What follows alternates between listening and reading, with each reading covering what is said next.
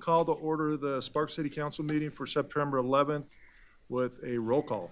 Mayor Lawson, Here. council members Abbott, Here. Vanderwell, Here. Anderson, Here. Bybee, Here. Dare, Here. City Attorney Duncan, Acting City Manager Martini. Here. We have a quorum. Thank you. Thank you. Prior to doing our invocation, I just want to read a little something in honor of 9/11. So if you wouldn't mind standing with me. Today, we solemnly remember a day that forever changed our nation and the world, September 11th, 2001. It's been 22 years since that fateful day. We remember the 2,977 people we lost. We recognize the survivors whose lives have been forever altered. We pay tribute to the brave first responders who rushed into danger. Their sacrifice and dedication will never be forgotten. I ask that we pause for a moment of silence to reflect on the lives lost and the heroes who rose to the occasion and the survivors who carry on today. Thank you.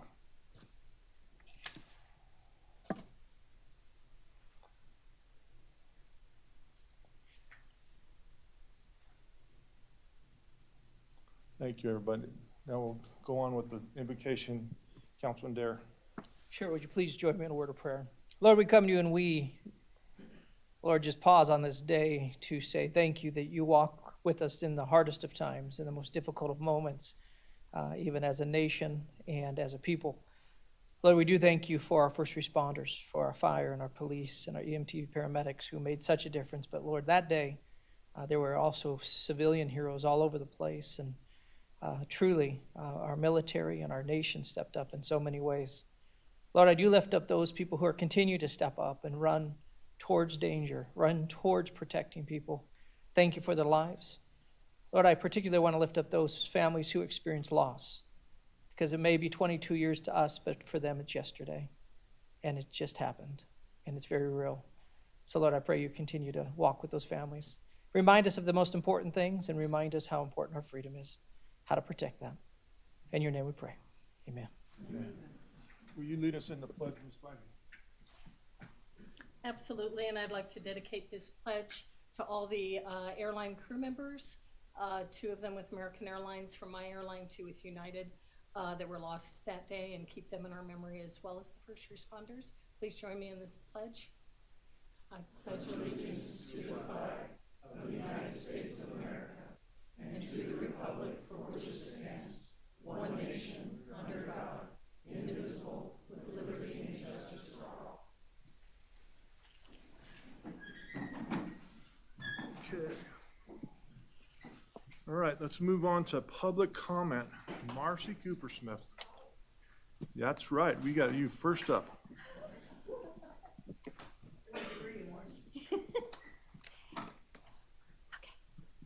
Good afternoon, Mr. Mayor, Sparks City Council members. I'm Marcy Coopersmith, Vice Chair of the Sparks Senior Citizen Advisory Committee. On behalf of our Chair, Andrea Pelto, and our Sparks Senior Citizen Advisory Committee, we just want to thank you once again for the phenomenal turnout at Senior Fest. Well, quite a few of the seniors said, hey, Mars, once again, your mayor and your Sparks City Council members are there. They come all the time to our senior events, and it is really recognized. I can't tell you how appreciated it is by the senior community. And I also want to thank City Attorney Duncan, who's going to be doing some lectures with Tim Johnston from the Better Business Bureau. They're going to be doing senior scams. So it's really great that Sparks is not forgetting we seniors. We thank you so much. Wes, you're going to scam the seniors? Is that what I heard? Andrea Pelto.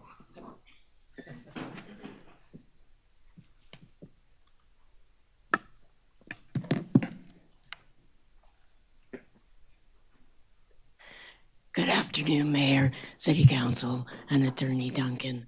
So I think I'm hanging around Marcy too much because I have a lot to say, so we needed to split it up today.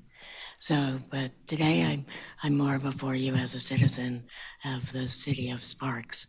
And Speaking of loss on the 9/11, I wanted to bring to your attention, for those of you who don't know or don't remember, that this Thursday, there will be a huge community remembrance event down at the Believe sign in downtown Reno. So, and that will be starting at 6 p.m.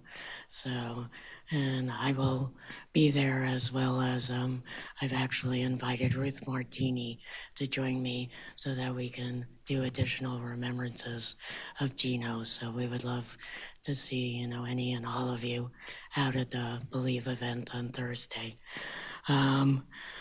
Also, I wanted to mention that I don't know how many of you have seen, I read an article over the weekend about the gentleman that died on the grass outside the Washoe County Senior Center. And that article has really hit me hard.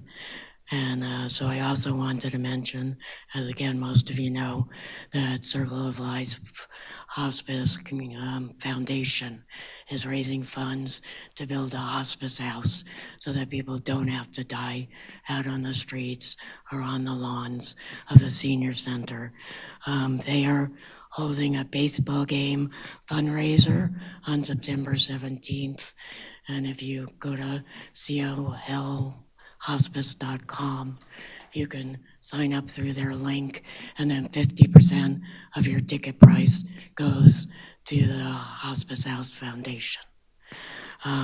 Lastly, I also wanted to mention that the Good Shepherd's Clothes Closet, which now resides in Sparks, they have started a Community Cares podcast every Monday night at 5:45.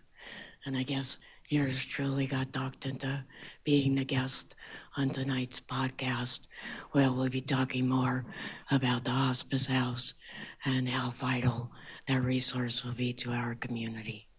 Thank you very much. Thanks, Andrea. Thanks for the ice cream last Friday, too. Absolutely. All right, anyone else in the public wishing to speak at this time? All right, seeing none, I'll bring it back to the dais. Looking for approval of the agenda, Mr. Anderson. Yes, Mr. Mayor, I'd like to approve the agenda with the following change, and that is to remove item 9.1, please. Okay. Got a motion, looking for a second, Mr. Dare. I second. Got a motion and a second, any further discussion? Seeing none, please vote. Motion carries unanimously. Well, hold on, there, now it's unanimously. Donald was slow on the uptake. Oh, was it you? Okay. Looking for an approval of the minutes. Anybody?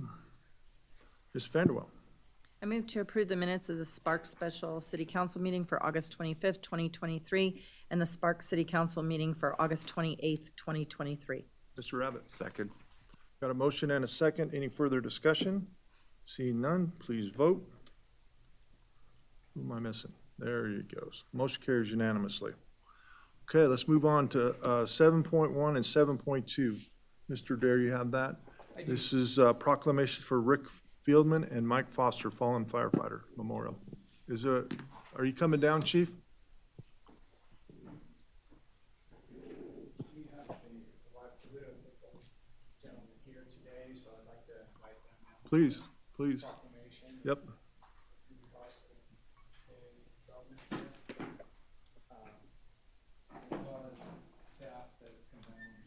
Got to get you to talk in the mic. Mayor, members of council, we have with us today the widows of both of our fallen firefighters, Julie Foster and Lori Feldman, here today. So we really do appreciate you taking the time to recognize their service and sacrifice to the city of Sparks. It's very important to us. We will be having a dedication ceremony where their names will be added to the memorial, the Sparks Fallen Memorial, on the 28th at 4 p.m. More details of that will follow. Thank you. Hey, we'll have you ladies come set up here if you'd like, and Mr. Dare is going to read the proclamations. The first one.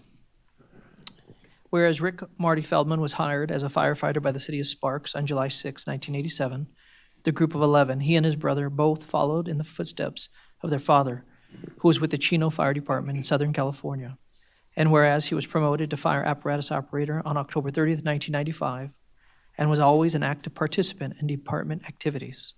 And whereas Rick served as a member of the Regional Hazardous Materials Team, an original member of the Technical Rescue Team and self-contained breathing apparatus fit test technician, and whereas he retired on October 29, 2014, as a result of occupational-related injury and illness, succumbing to these conditions on January 21st, 2020. Now therefore, Ed Lawson, Mayor of the City of Sparks, Nevada, does hereby recognize Rick Feldman's service and sacrifice to the community, critical role in saving lives, protecting property and the environment, tireless dedication to duty. The City of Sparks supports the addition of his name to the Fallen Firefighter Memorial. Fallen Firefighter Rick Feldman. Thank you.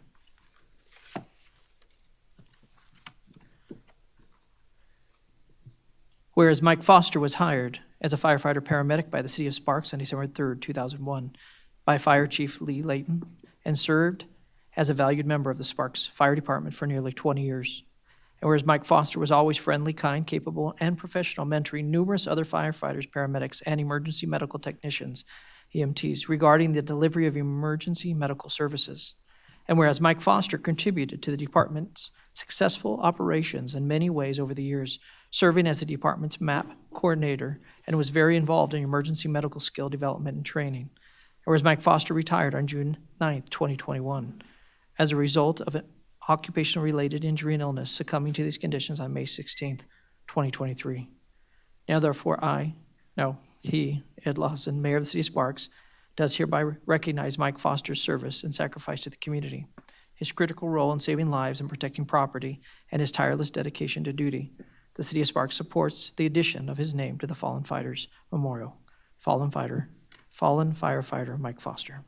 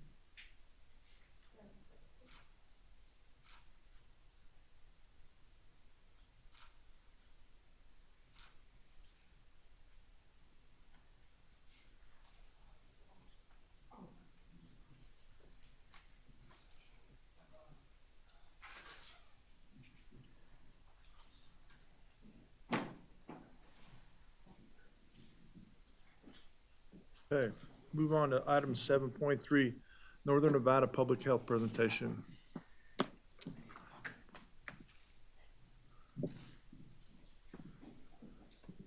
Northern Nevada Public Health, no longer Washoe Health. I think so. Do you need some assistance with it? No, let's see. That's it. Did you just show full screen and I'll switch it over to you? Okay. Where is that? You can just go to view.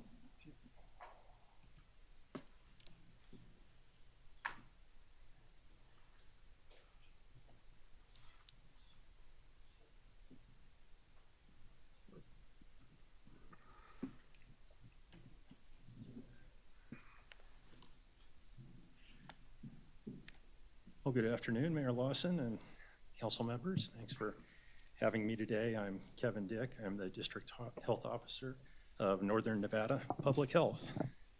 And I'm still getting used to saying that. I want to thank you all for attending our I guess I don't have control yet. We had a successful launch on the 31st of our new name.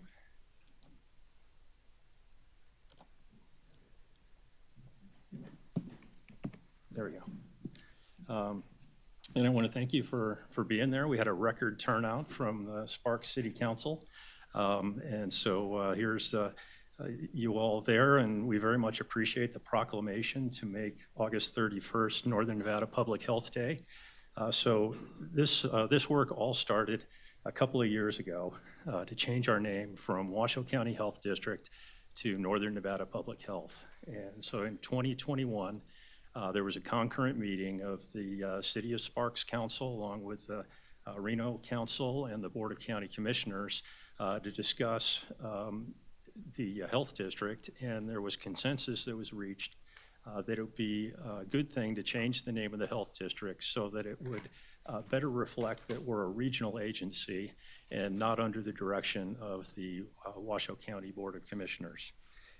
And following that meeting, we engaged the Estepona Group, and they researched some different names for the health district and did some focus groups and some surveys, and recommended the name to us of Northern Nevada Public Health.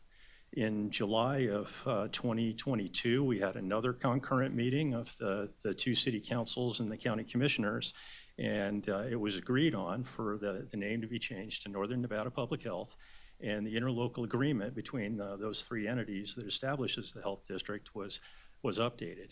At that time, we then engaged with the Abbey agency that worked on developing our new brand and our rebranding.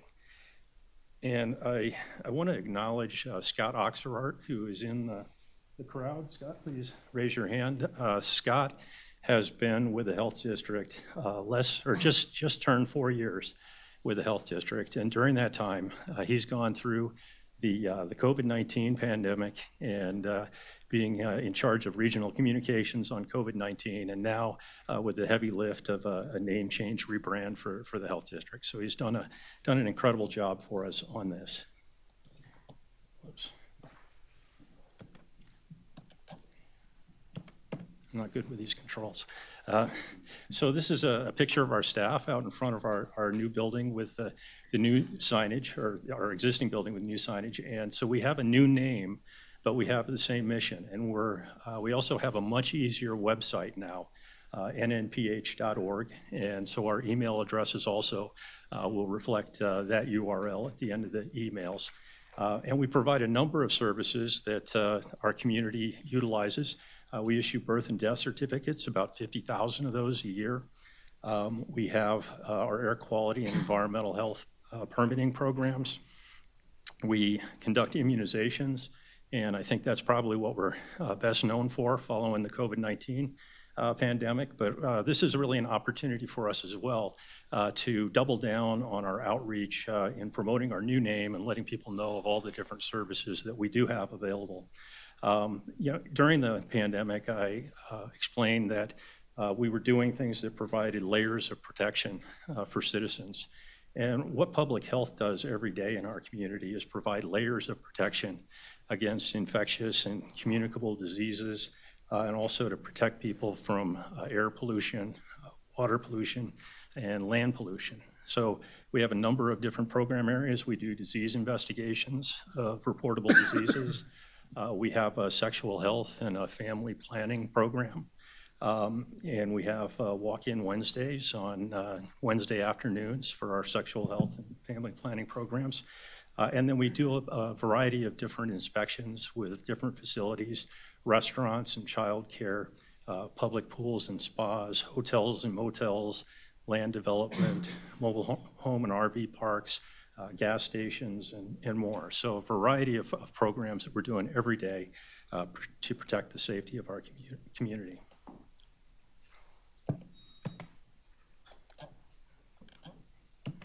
And the reason for the name change was that we wanted to be more apparent that we're a regional entity and we're governed by the District Board of Health. And I'm very grateful for the leadership that we have from Councilman Dare, who is the chairman of the District Board of Health. We have Vice Mayor Devin Reese from Reno, who's the vice chair for the Health District. And we have Commissioner Mary Luz Garcia also on our board. We also have appointed representatives, John Novak, who's appointed by the Sparks City Council, a retired pediatric dentist. We have retired Fire Chief Mike Brown, North Lake Tahoe Fire, that's appointed by the City of Reno. And we have Dr. John Clacking, who is engaged in some biogenetic type of companies. And those 6 board members, and I'm sorry, Dr. Clacking is appointed by Washoe County commissioners. And then we have Dr. Rika Danko, who's appointed by those 6 members, who is our physician on the board and is the chief medical officer over at St. Mary's. So that is our governing board. So we're a regional agency with regional representatives for our policy leadership for the health district. And oops. So we new name, same mission. And so we're still continuing to serve Reno, Sparks, and Washoe County as Northern Nevada Public Health. And we're here for our community. I'm happy to answer any questions you may have. Questions from the council? Mr. Dare. I just want to say that thanks for being here, and I think it's great that people know a lot of the different things that Northern Nevada Public Health, we're all trying to get it out and make sure we say it right, does. The one thing that it does help in changing the name too, a lot of times in legislation, you have Southern Nevada who come, and they have quite a voice. Well, now you have Southern and Northern Nevada that get to come and say, hey, you were speaking on behalf of the other portion of the state. We know there's rural, and we know there's a lot of, they're aware of that. But I think there is something to be said about us coming with equal footing-ish to come and say, hey, this is our needs in our community. But great job, and we're excited about our new name. But I just want to say to the staff and to everyone who put on Scott and everybody, there's a lot of work that goes on to a name change. So you guys did a great job. Thanks. Okay, anyone else? Okay, All right. thanks, Kevin. Thank you very Appreciate the update, and I like the new name. I'm glad we did that. Okay, next up is RTC.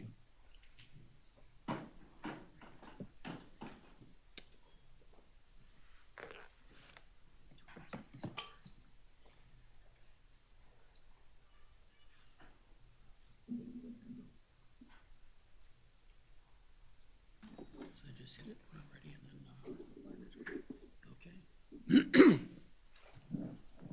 Good afternoon, Mayor and council members. For the record, Bill Thomas, the Executive Director of RTC Washoe. Also with me today is Dale Keller. Dale's the Director of Engineering. This is the first time I've done this with the council, and it's hopefully something that if we do this okay and you invite us back, we can do annually. The purpose of our visit today is to give the council a briefing on what's happened in the past year with RTC, and then give you some information on what we have kind of in the works now for the next year, and also give you an opportunity to ask questions, or hopefully we can answer questions you might have about where we're going as an agency.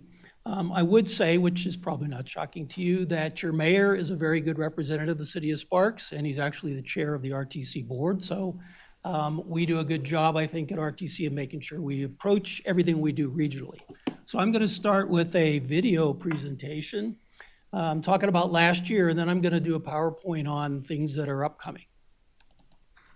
So let's see how this works.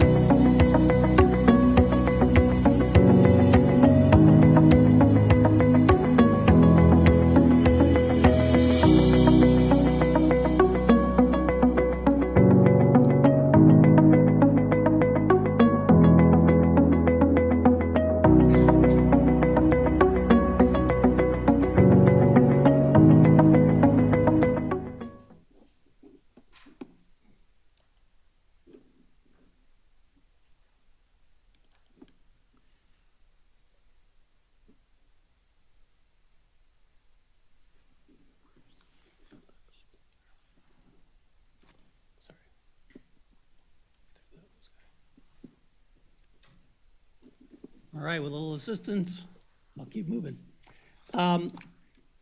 Again, that was really basically an overview of the things we've done in the past year, which is important, I think, for the community and also hopefully the board, who's been invited to many of those opening of those roads, and you're familiar with those. We just wanted to celebrate that today.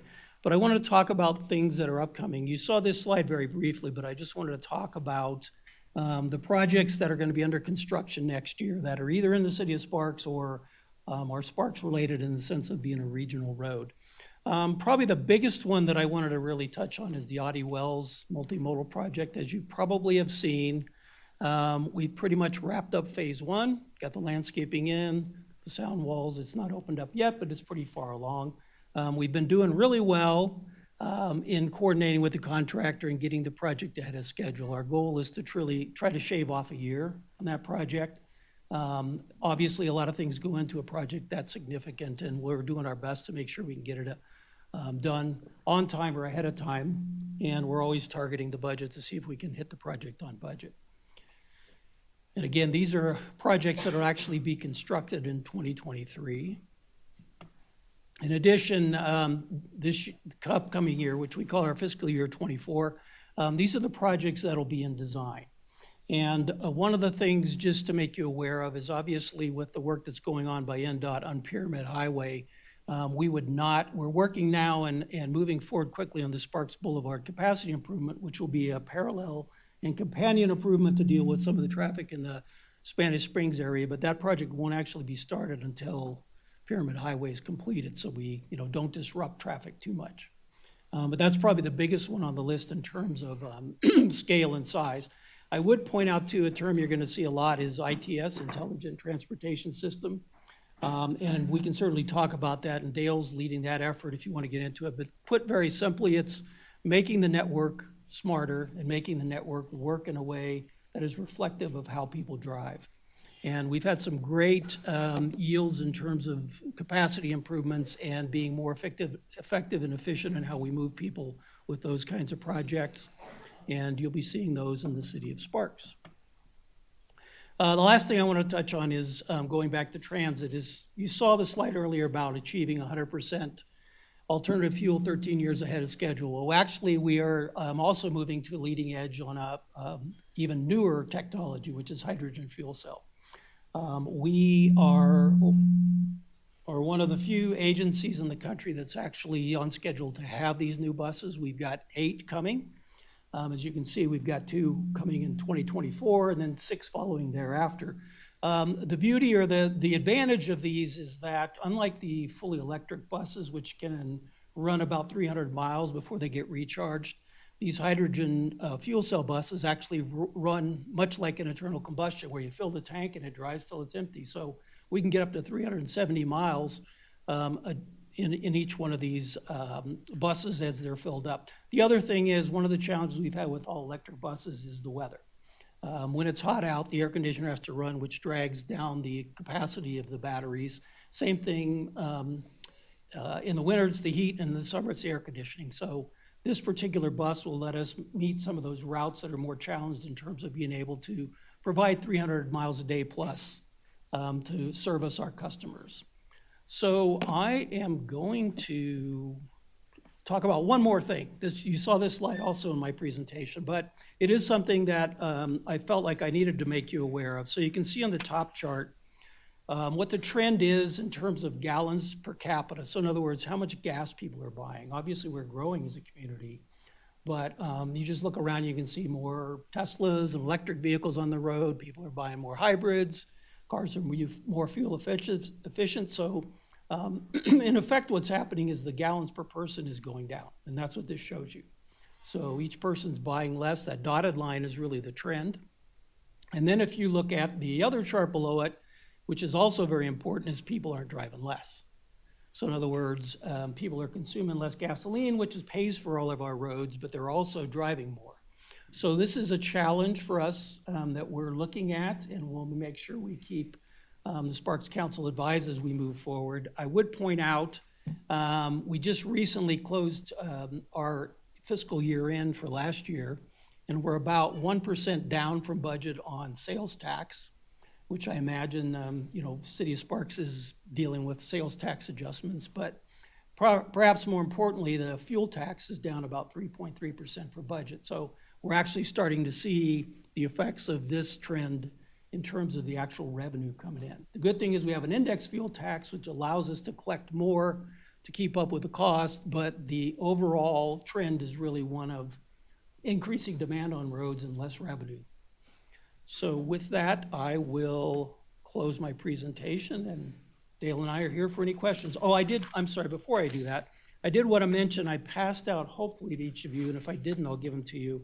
2 documents that are for your edification. One of them is what we call the RTC projects list. So this lists all the projects in Sparks, and it breaks them down into where they are in the process, which ones have been completed, all the way back to the ones that are concepts and ones that haven't actually start any kind of analysis. And then in addition, I gave you a copy of our federal priorities. Looks something like this. And I wanted to point out on that one that we're very proud of the fact that in the past 3 years, we've facilitated about $176 million worth of grant money that we brought in the community. And so to just give you a perspective, the 3 years previous, we brought in 76. So we've been very successful, I'd say, as an agency working with our partners, City of Sparks, City of Reno, Washoe County, and also NDOT, in terms of bringing substantial federal and other resource money into our community to deal with some of our transportation needs. So with that, I will conclude my presentation and certainly try to answer any questions you might have. Okay, question from the council, Ms. Bybee. Thank you, Mr. Mayor. Thank you, Mr. Thomas. Great presentation. First of all, I want to thank you for including Spark-specific information. A lot of times we get updates on from groups coming in, and I really appreciate you really focusing on what you're doing here. And for our residents too, who are out there on the roads when there's construction that is painful, but in the end winds up being, Pyramid McCarran, a great example. Big projects that are going on right now that are rough to get through, but at the end, very much worthwhile. And I just had a question you mentioned on the ITS, and you talked about technology helping you address how people drive, and how does that technology, how is that integrated into the system? Is it by signals? Is it how are you using that? That just kind of caught my ear. I'll let Dale actually answer that. Hey, good afternoon. For the record, Dale Keller, Director of Engineering here at the RTC. The great question. And so we do a great job in the transportation industry dealing with congestion, reoccurring congestion from your morning or evening commutes. A lot of times, though, we don't have the ability to change if there's a crash that happens on Pyramid Highway, for example. So a lot of this ITS, this intelligent transportation systems, will help us address those non-reoccurring congestions. So by installing those what we call fiber, and connecting the signals together, we're moving to a space where we can actually actively manage how the network works. So if there's something, that incident happens on one part of the roadway, we're able to make some changes that get the traffic to go where they need to go in a more smooth manner. Okay, Mr. Dare. Yeah, mine's not a question. I actually just want to say, I'm rather impressed on how well Pyramid is going. And when I knew what was going to happen there, I almost wanted to close my eyes just for like a 2 years window, but traffic's moving very well, even closing down at night. I mean, people are getting used to that. It is what it is. You got to do what you got to do. But you guys have been putting up signs. You definitely are communicating. So just share good news, I think. I actually, because if not, we get complaints from everybody who doesn't like something, and I have not gotten complaints from that area, and which I think is pretty amazing. So anyway, kudos to that, and keep with good work. I know you're going to get that done a year early, so that's great. I'm just kidding. I know you didn't say that. We try. But you'll try. Thank you. Mr. Anderson. And first off, I just want to say thank you very much, and I know we've talked about this before.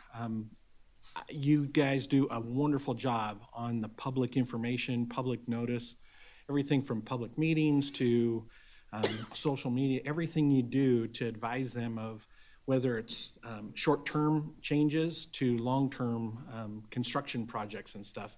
But I just want to say thank you, because I've been involved in several of the meetings that you guys have done for public, and a lot of questions coming up, a lot of concerns about what projects you have going, and you guys have done a fantastic job on that. It's awesome. I just want to say thank you.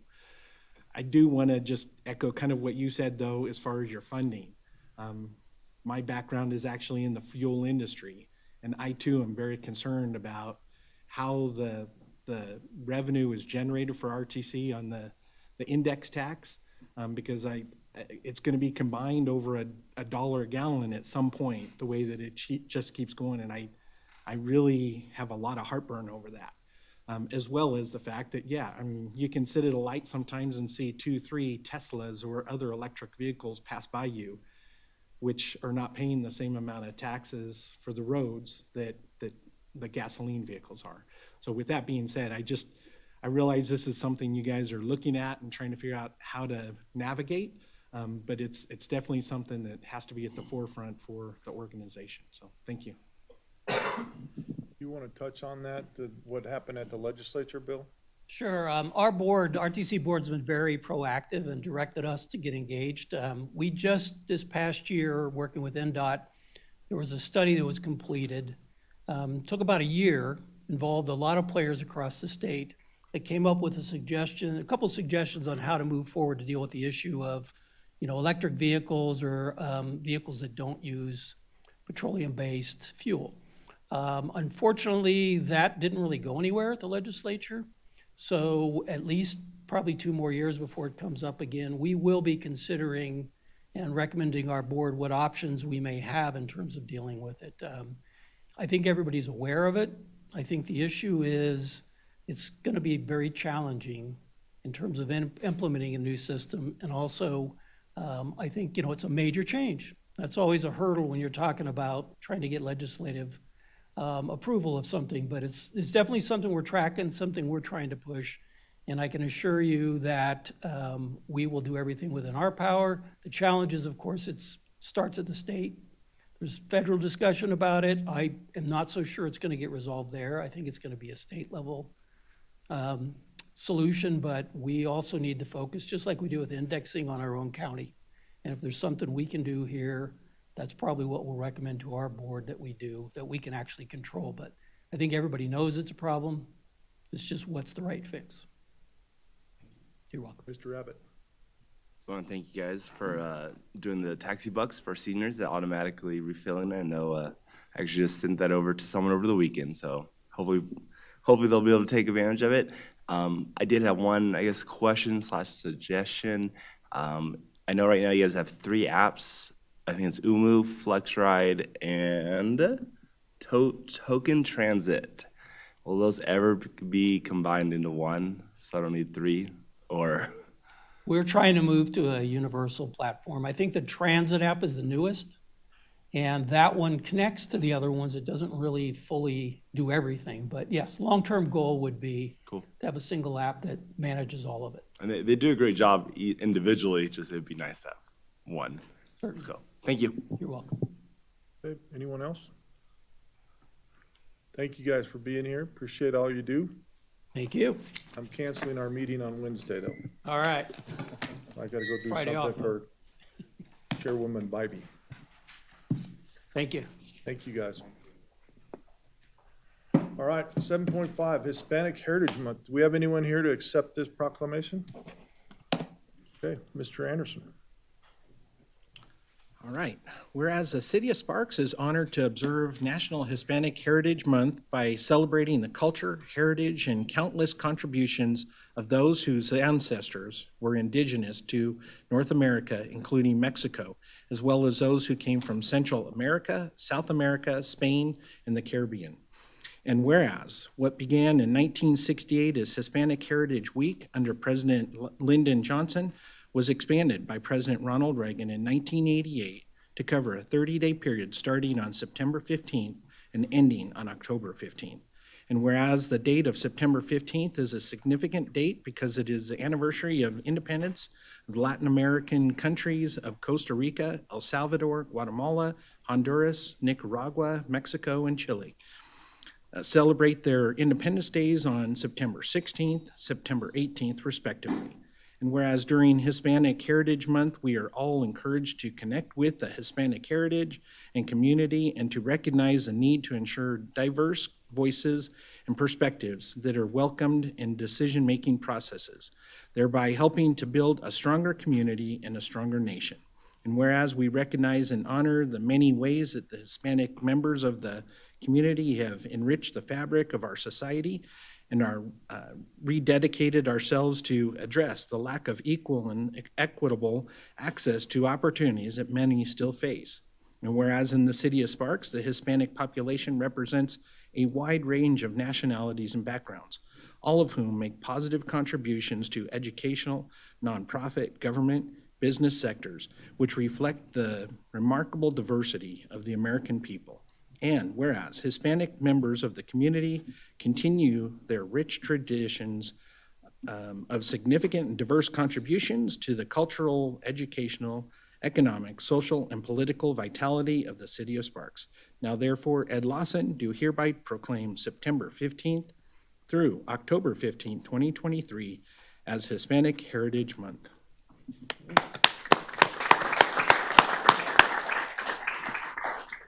Okay, 7.6, Childhood Cancer Awareness Month. Is anyone here to accept that proclamation? Here. Vanderwell's going to read it, and then we'll have you say a few words after. Thank you.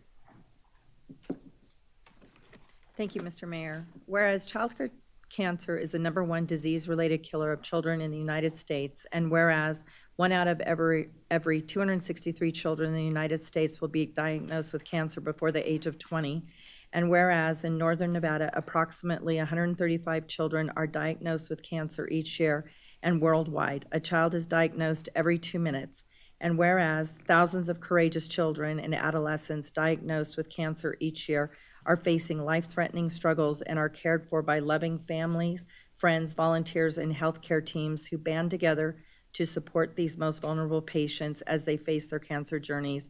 And whereas during Childhood Cancer Awareness Month, we honor the young lives taken too soon, as well as the growing number of young cancer survivors, some of whom may face serious health challenges throughout their lifetimes. And whereas we recognize the remarkable progress made in treatment and survivorship, and rededicate ourselves to the development of more effective therapies so that all children have the chance to live long and healthy lives.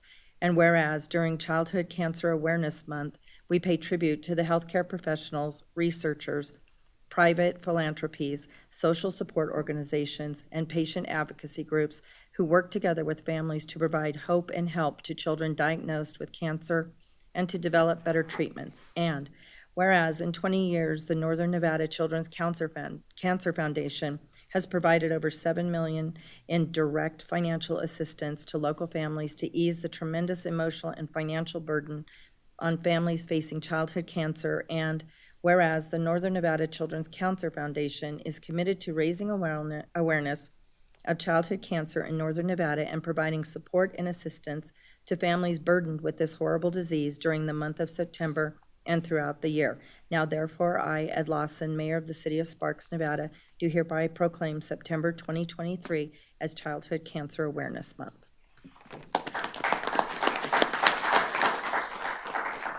Give us your name for the record and Sure. My name is Holly Aycock. I'm the Executive Director at the Northern Nevada Children's Cancer Foundation. I would like to thank all of you guys so much for your support in helping bring awareness to childhood cancer and what Northern Nevada Children's Cancer Foundation continues to do in the community. We can help support families when their child is diagnosed, so they can be bedside with their child. And it's only because of this wonderful Northern Nevada community, the City of Sparks, that we're able to do what we do. Thank you. thank you. We'll have you take a picture with Ms. Vanderwell so we can put it on our millions and millions of people who watch our council meetings every day. Do you want me to have them add you? I'll just tell Tina and Dennis to just add you to.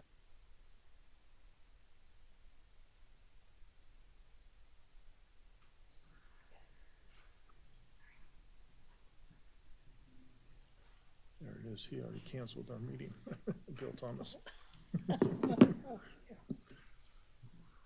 Okay, let's move on to 7.7, Hunger Action Month. Is anyone here for that? Who has that one? Mr. Abbott? We didn't put any big words in this one. I hope not. Whereas hunger and poverty are issues of serious concern in the United States, the state of Nevada, and the city of Sparks. And whereas raising awareness about the need to combat hunger in every part of the community is an essential first step towards providing additional resources that residents in the city of Sparks need in this time of sustained high need that began during the COVID-19 pandemic and remains high due to the loss of pandemic SNAP benefits and economic conditions. And whereas the city of Sparks is committed to working with the food bank in Northern Nevada in educating people about the role and importance of food banks in addressing hunger and the needs to devote more resources and attention to hunger issues.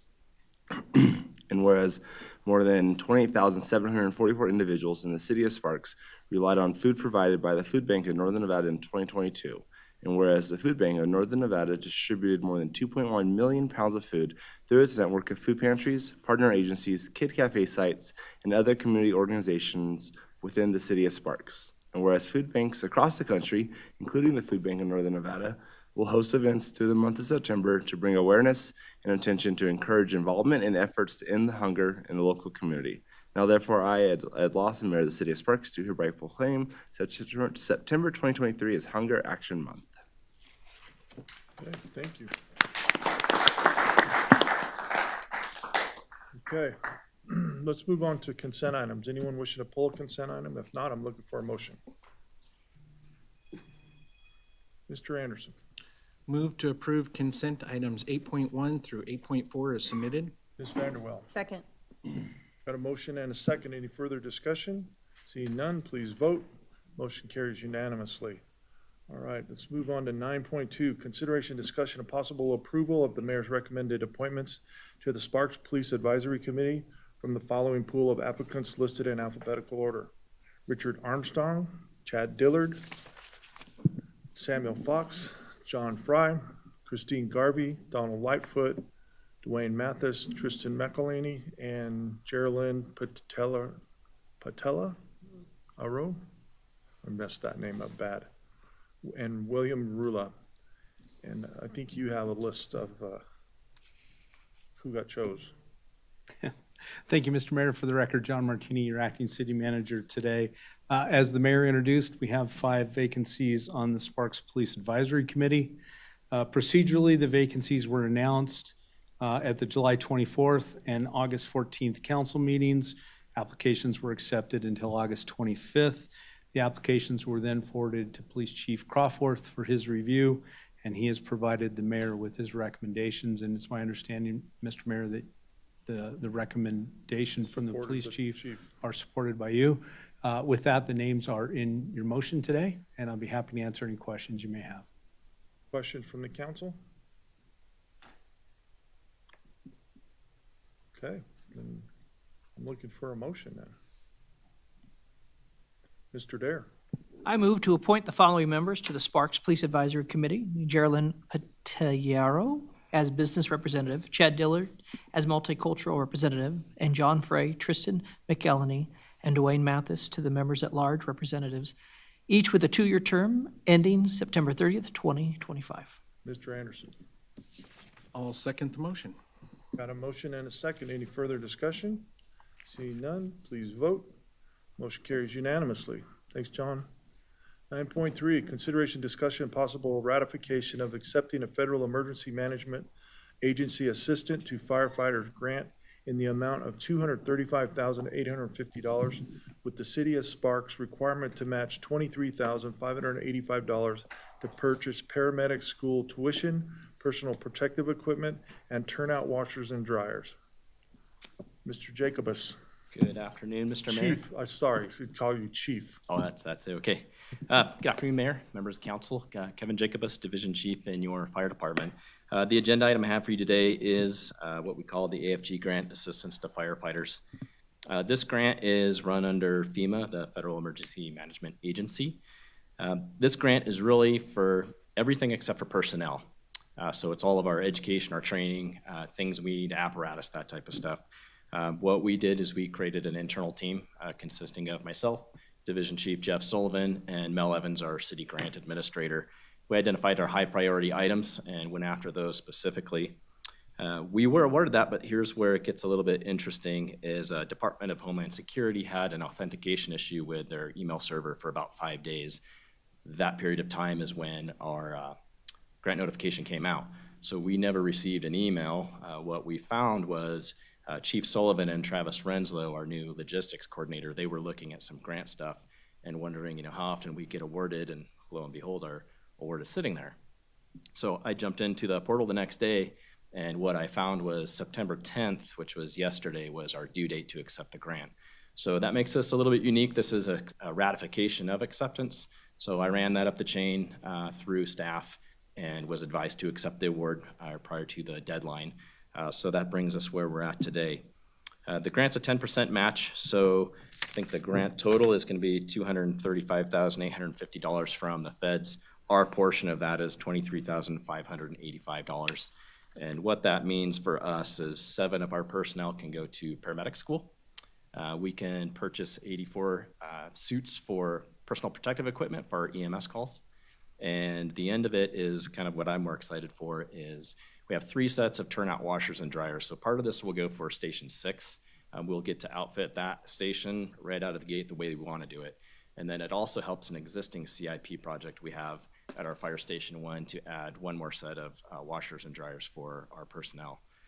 With that, staff does recommend approval, and I'd be happy to answer any questions you guys may have. All right, questions from the council? Okay. But you did a great presentation. Thank you, sir. No questions. I'll say something real quick. Of course you will. Well, I just want to think it's awesome that you go and you find these grants, and I just want to encourage that behavior. That obviously is fantastic. So we definitely support at large all of that in the training and what you guys need. And it's exciting to be talking about Station 6. So very good, and thanks for bringing that. And I definitely share your excitement. Thank you. Thank you. Thanks, Kevin. All right, Mr. Abbott. I move to ratify the acceptance of the Federal Emergency Management Agency Assistance to Firefighters Grant for $235,850 with a City of Sparks requirement to match $23,585 to purchase paramedic school tuition, personal protective equipment, and turnout washers and dryers. Ms. Vanderwell. Second. Got a motion and a second. Any further discussion? Seeing none, please vote. Motion carries unanimously. Thank you. Thanks, Chief.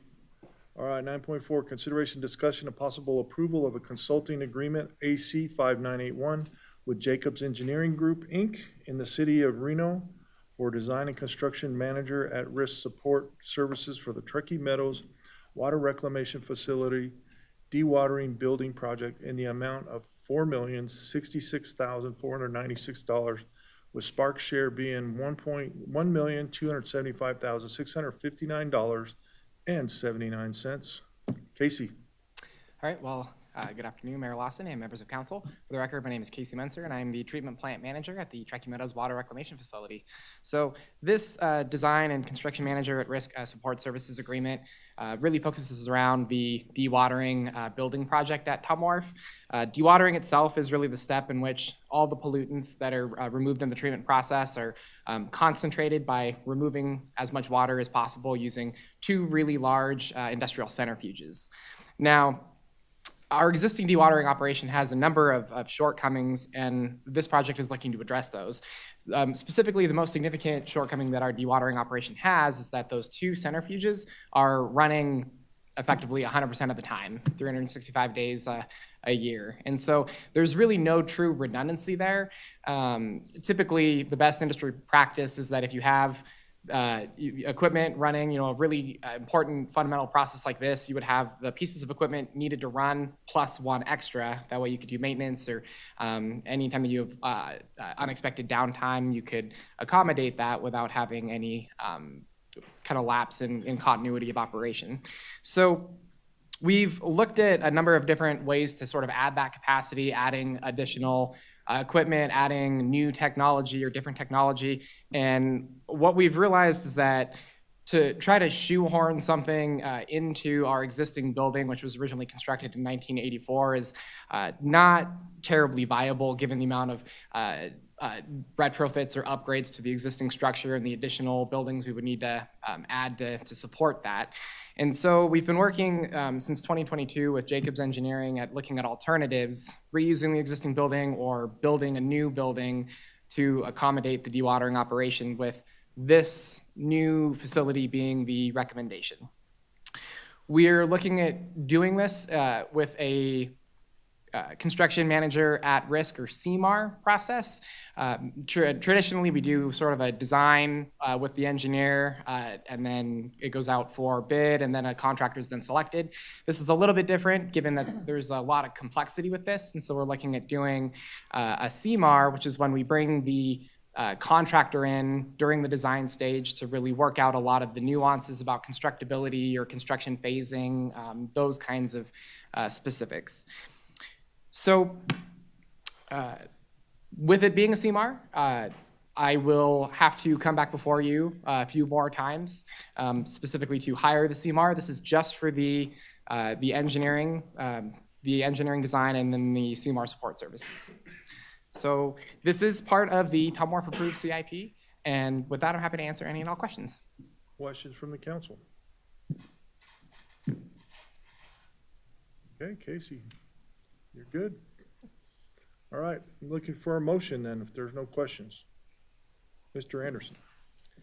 Yes, sir. I move to approve the consulting agreement AC 5981 with Jacobs Engineering Group Incorporated in the city of Reno for design and construction manager at risk support services for the Truckee Meadows Water Reclamation Facility dewatering building project in the amount of $4,066,496, with Spark share being $1,275,659.79. Ms. Spivey. I'll second that motion. Got a motion and a second. Any further discussion? Seeing none, please vote.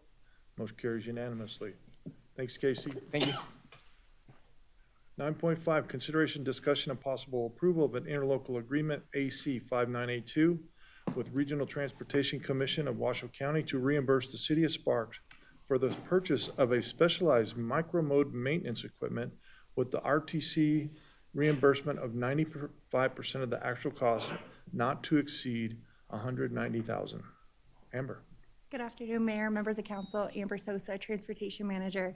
As introduced, this is an interlocal cooperative agreement between the city and the Regional Transportation Commission, the RTC, to reimburse the city of Sparks for 95% of the actual cost to purchase specialized micro-mode maintenance equipment, a really fancy way to say smaller equipment was to help with some of our smaller infrastructure, such as our cycle tracks.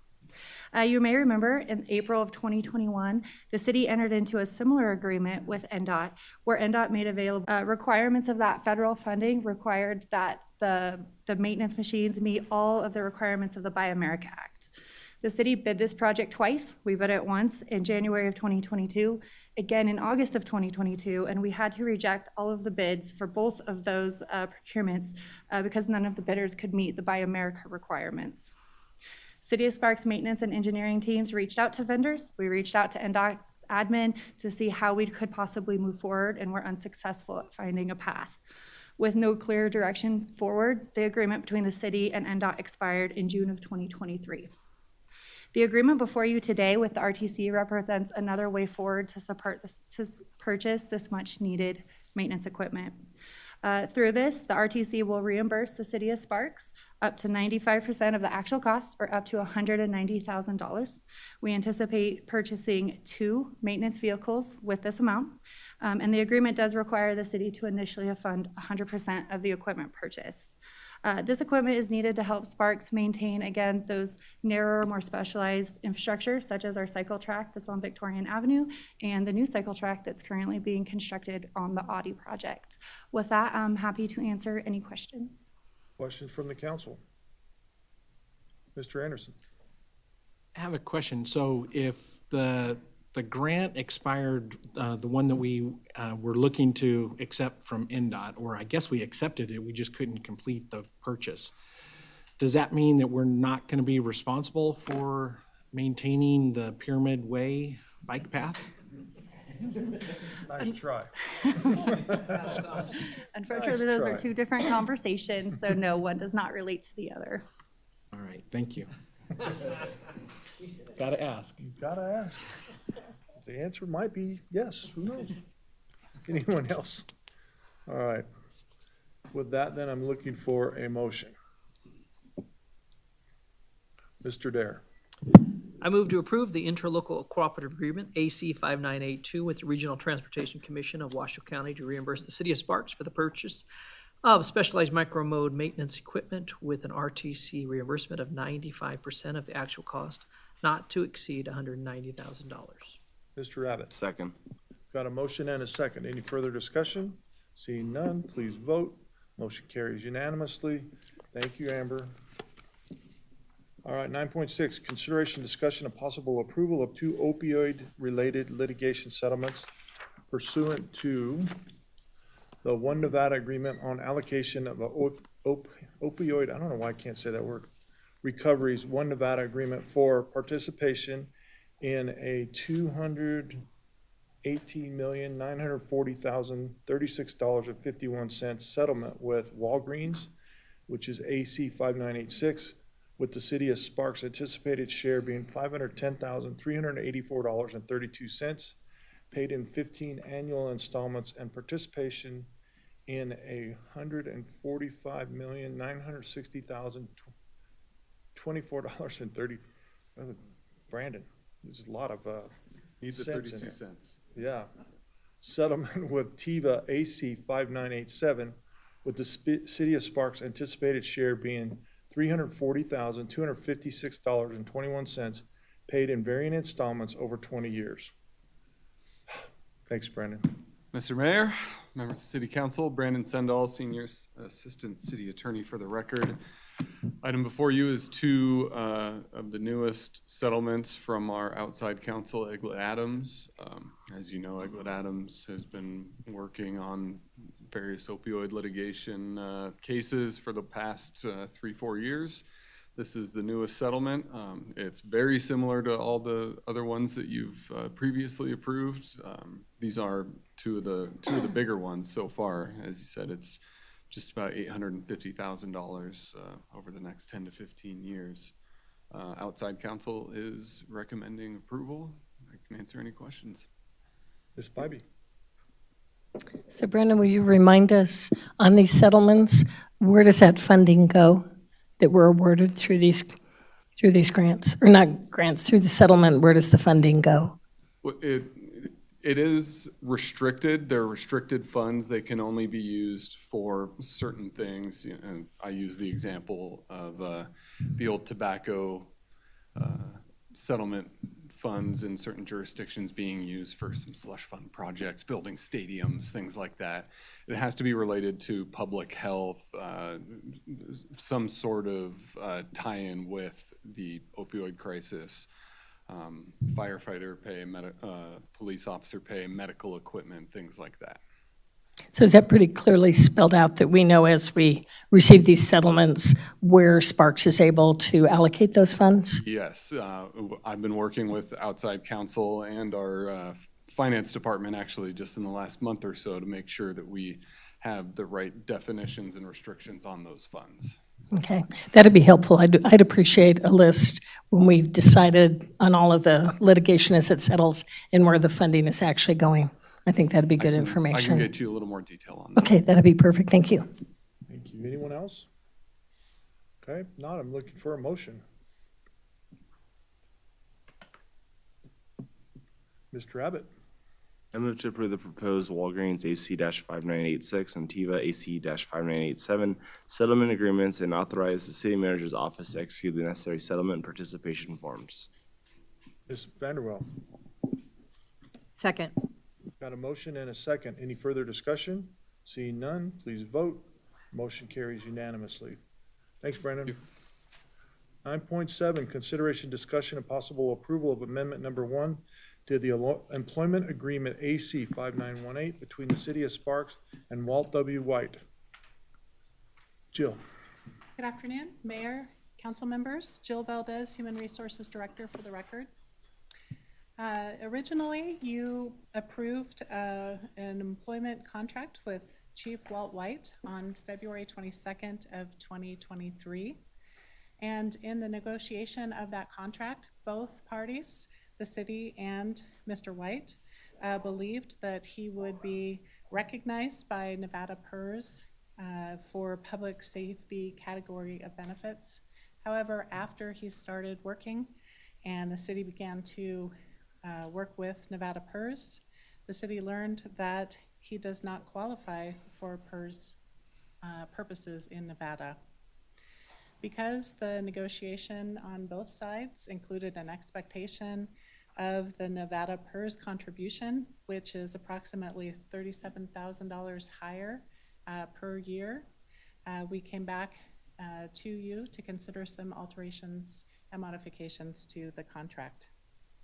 What is recommended is that three remedies. The first is that the contract provide the health insurance post-retirement benefits that is available to the chief officers and the firefighter union groups to Mr. Walt White with 5 years of service. Second, that he be given a one-time benefit of 160 hours of annual leave to establish a bank that's valued at approximately $17,500 in his current salary, which is equivalent to about 10 years of the difference that he would not receive because of the difference in the PERS benefit. And finally, that he receive a vehicle allowance at the IRS standard rate. Currently, because the department is behind because of supply chain constraints and they do not have a vehicle available that's a city vehicle, so while he waits, that he would be given a allowance to use his own vehicle. With that, I'm happy to answer any questions. Questions from the council? I think the police chief will loan him a vehicle. No? Okay. Mr. Dare. Well, I'd first say, and I say this, I'm assuming all three of these are agreeable by the chief. That's, it didn't say that in here, so I don't want to assume that. Okay, so that is good to know. And then the other thing is just knowing that what you guys are saying is your choice, your recommended motion. Does that seem to be pretty even dollar-wise? Did I catch that right? That, Jill Valdez, for the record, yes, that was the purpose of how we worked with these negotiations, is considering that $37,000 that we're not spending on the Nevada PERS per year, trying to find some things that were desirable, first of all, for Chief White, and then that would have some similar value. And did your wife approve all three of these? Okay, good. Thank you. Ms. Bybee. So I have a question on, in the past, for our past fire chiefs, were they eligible for Nevada PERS because they worked their way up here in the state of Nevada and contributed, and we contributed on their behalf, and that's the difference since Chief White came in as fire chief. The chief is never part of that PERS system. I'm a little confused why. I mean, I think I understand why, but can you clarify? Absolutely, that's a great question. So in the Nevada PERS rules for police and fire, there is an expectation that the fire personnel would have at least 2 years frontline participation on the front lines in Nevada. And so normally our fire chiefs have come up through the ranks in Nevada and have naturally qualified. What makes a chief that has not come up through the ranks in Nevada different is not necessarily those contributions, but that his position isn't front lines. Even though we've seen him in the video with the police and fire chief, in the fire truck, and he does go to the scene of fires with staff, But that is not under PERS laws in our state, does not qualify him. Okay, and I appreciate that, and obviously we want to make him whole. I saw this and it's like, how do we, had we had this happen before, but it makes it a unique situation. Normally, we've hired from within, so our chiefs in the past have come up through our ranks. We haven't gone outside before, so obviously something to note as we look at other PERS issues as we move forward for anybody coming from outside of Nevada. That is good info. But we want to make him whole, so I fully support the motion. Thank you. Ms. Vanderwell. Thank you. I just want to make sure, I understand that this is for police and fire, but if and when we start hiring other department heads and things like that from outside, are we double checking to make sure that they would qualify for PERS in our system if they're coming out of another state system? Yes, this was a unique circumstance that's very specific to the fire chief, and we have definitely learned the lesson not to assume. But there's a very specific statute relating to this situation, whereas we do look more closely now for anything unusual like that when we're hiring other individuals. Okay, anyone else? All right, I'm looking for a motion. Mr. Anderson. I move to approve amendment number 1 to the employment agreement AC 5918 between City of Sparks and Walt W. White. Ms. Bybee. I'll second that motion. Got a motion and a second. Any further discussion? Seeing none, please vote. Motion carries unanimously. Thank you. 9.8, consideration, discussion, and possible approval of amendment number 2 to the employment agreement AC 5706 between the City of Sparks and Police Chief Chris Crawford with an estimated cost increase of $49,680. Jill. Again, Jill Valdez, Human Resources Director for the record. As you note, to fill the current vacancy of city manager with an acting role, the city is looking to Police Chief Chris Crawford to step into that on an interim basis only for approximately 6 months.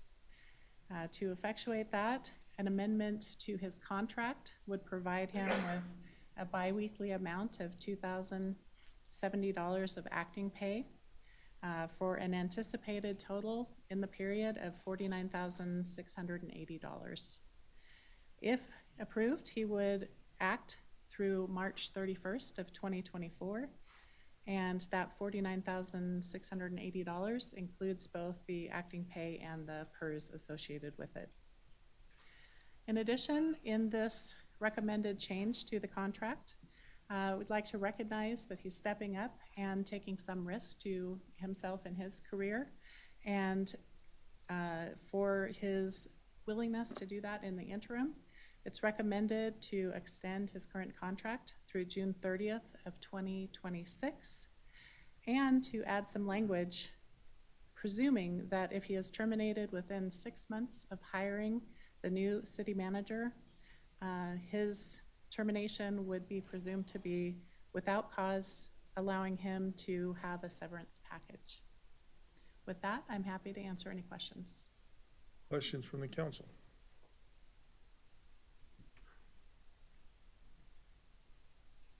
Okay. Ms. Spivey. Just a comment. I know we still have to vote, but I just cannot express enough my appreciation for Chief Crawford's willingness to step into this position.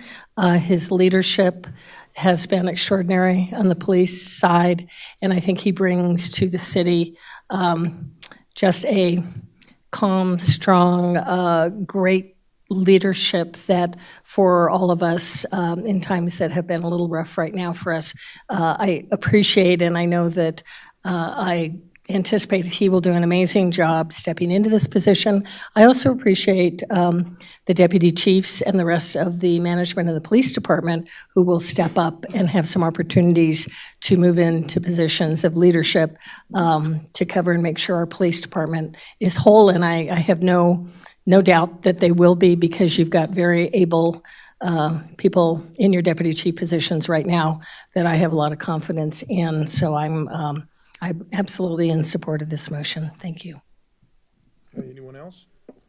I think it's important to note that he will remain the police chief during this time too. So he's gonna be working his rear end off, which is good. All right, any other questions or comments? If not, I'm looking for a motion. Mr. Dare. Also, thank you. But I move to approve amendment number 2 to the employment agreement AC 5706 between the City of Sparks and Police Chief Chris Crawford with an estimated cost increase of $49,680. Ms. Bybee. I'll second that motion. Got a motion and a second. Any further discussion? Seeing none, please vote. Motion carries unanimously. Be careful what you wish for, Chief. We're looking for great things out of you. Thank you. All right, 9.9, consideration, discussion, of possible approval of a 2-year extension of an approved tentative map for 454-unit subdivision on 65-acre site in Sparks, Nevada, generally located south of Vista Boulevard and directly east of Golden Eagle Recreation Park in the SF6 Single Family Residential Zoning District. It's PCN 19-003/STM19-0004. Ian. Thank you, Mayor Lawson, members of the council. I'm Ian Crittenden, your Development Services Manager. As stated, this is a request for an extension to the tentative map for Wingfield Commons. This is a request just for an extension to the statutory timelines that apply to tentative maps. This doesn't allow for any opportunity for them to ask for any changes or us to recommend any, just to kind of keep it all out there. What we're doing here is just an extension of timelines. A little bit of a background on this case, or the series of requests that led us here. On November 13th of 2018, the City Council approved a development agreement for this site, which they subsequently amended in January 13th of 2020. At the November 13th, 2018 meeting, the City Council also ratified a comprehensive plan amendment and approved a rezoning request that made the zoning possible for the development that is being proposed here. On February 24th of 2020, tentative map was approved on this site for the aforementioned 454 lots. That started a 4-year countdown, or a 4-year timeline, to get a final map approved on this site. On May 24th of 2021, a 74-lot final map was approved by the City Council. You can see those lots on the map here in the north kind of corner of the development.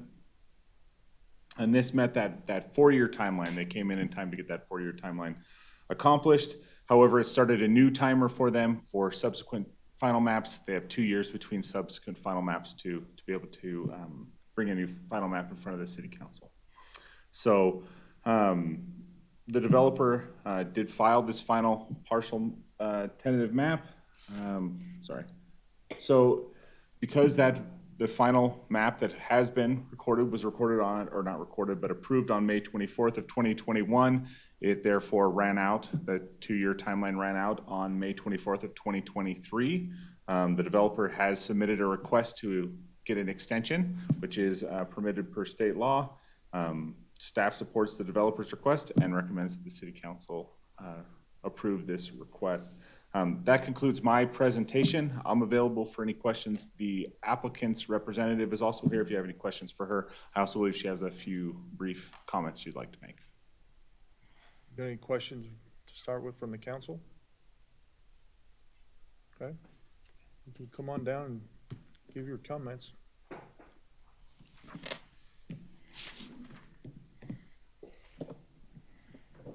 Good afternoon, Mayor Lawson and council members. Emilia Cargill for Wingfield Nevada Group.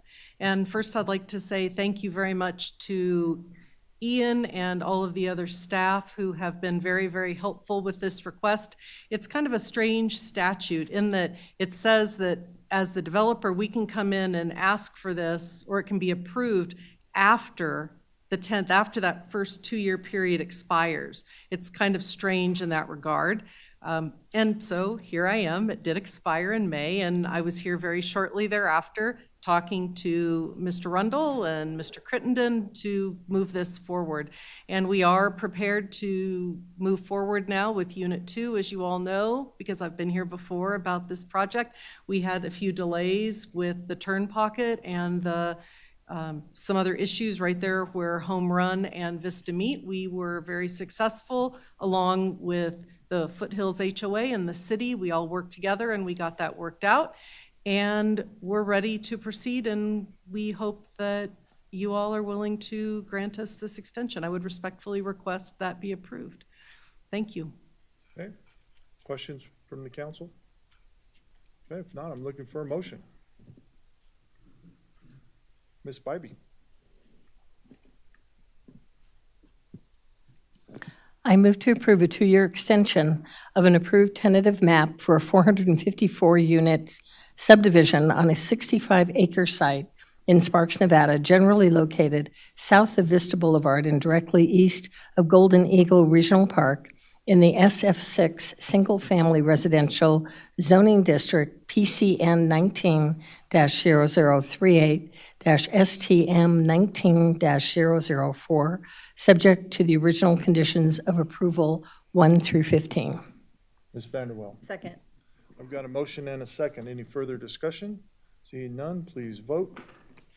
Motion carries unanimously. Thank you.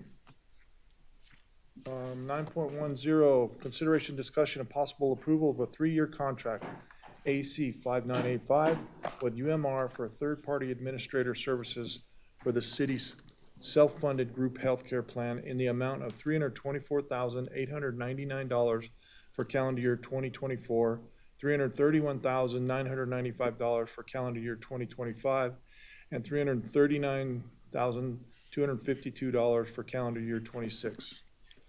Ms. Valdez. Good afternoon, Mayor Lawson, council members. Jill Valdez, Human Resources Director for the record.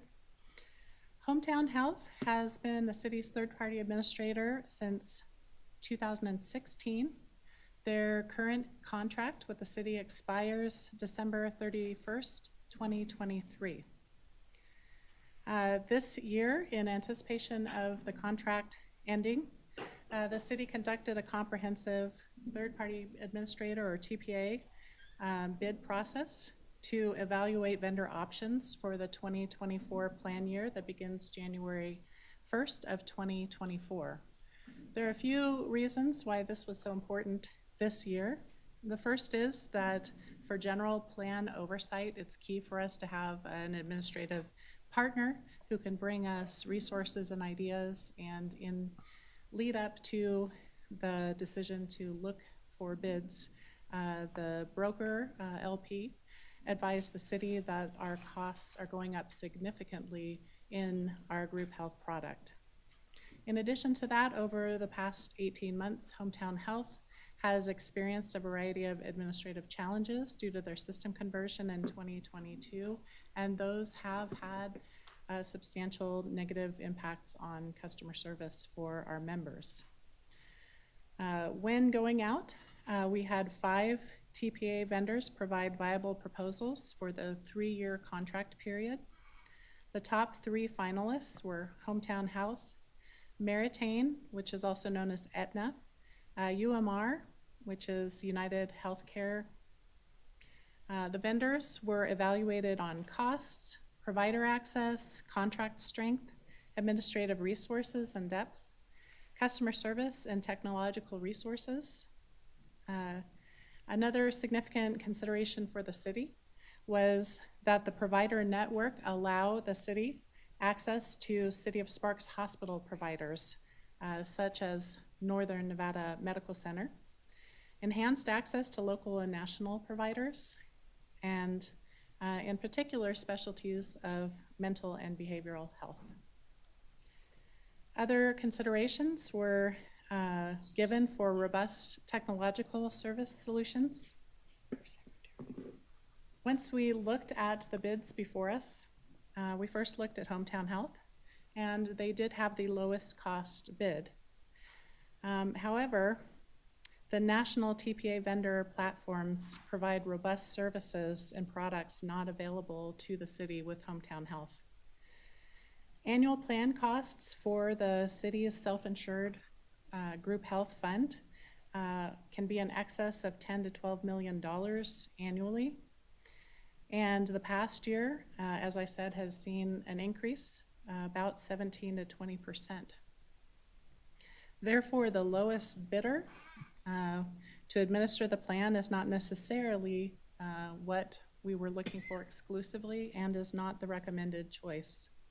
There is a lot at stake in managing such a large multi-million-dollar program, and the annual plan costs of the third-party administrator of a few $100,000 as compared to tens of $1 millions needed to be considered.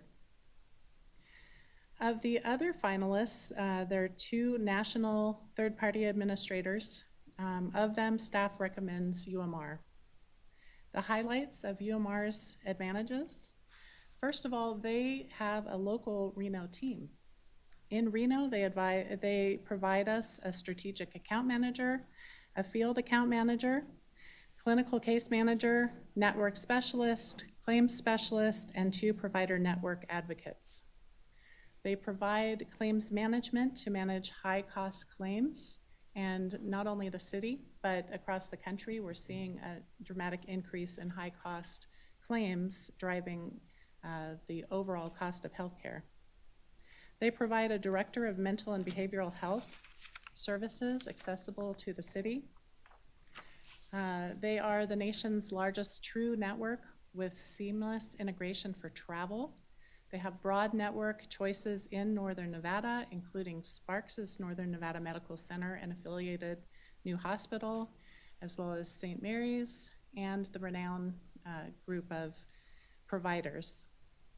They have centers of excellence across the country for medical conditions that can't be treated locally.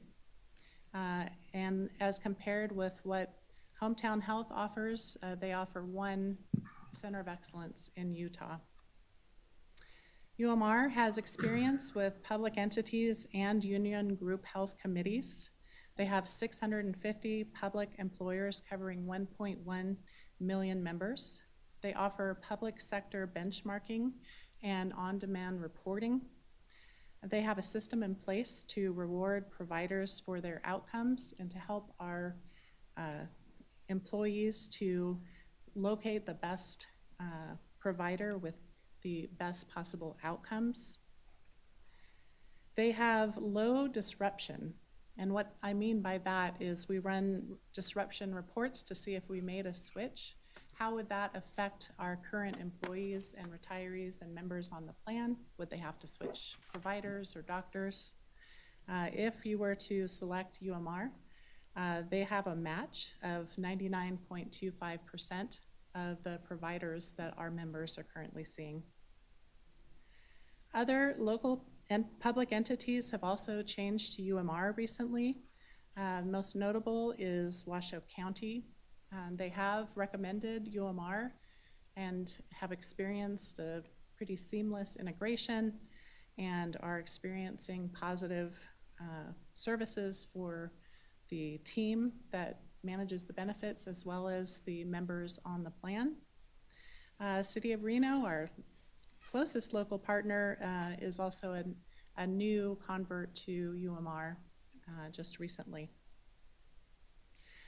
Once the selection of a provider is made, Human Resources plans to initiate implementation immediately, which is why we're here in September for a January 1 start. That will facilitate as smooth as possible a transition for the city's employees for the 2024 plan year. We do have the city's brokers, LP, here, a representative, if you have any questions that I can't answer. And with that, happy to provide any more information that you need. Mr. Dare.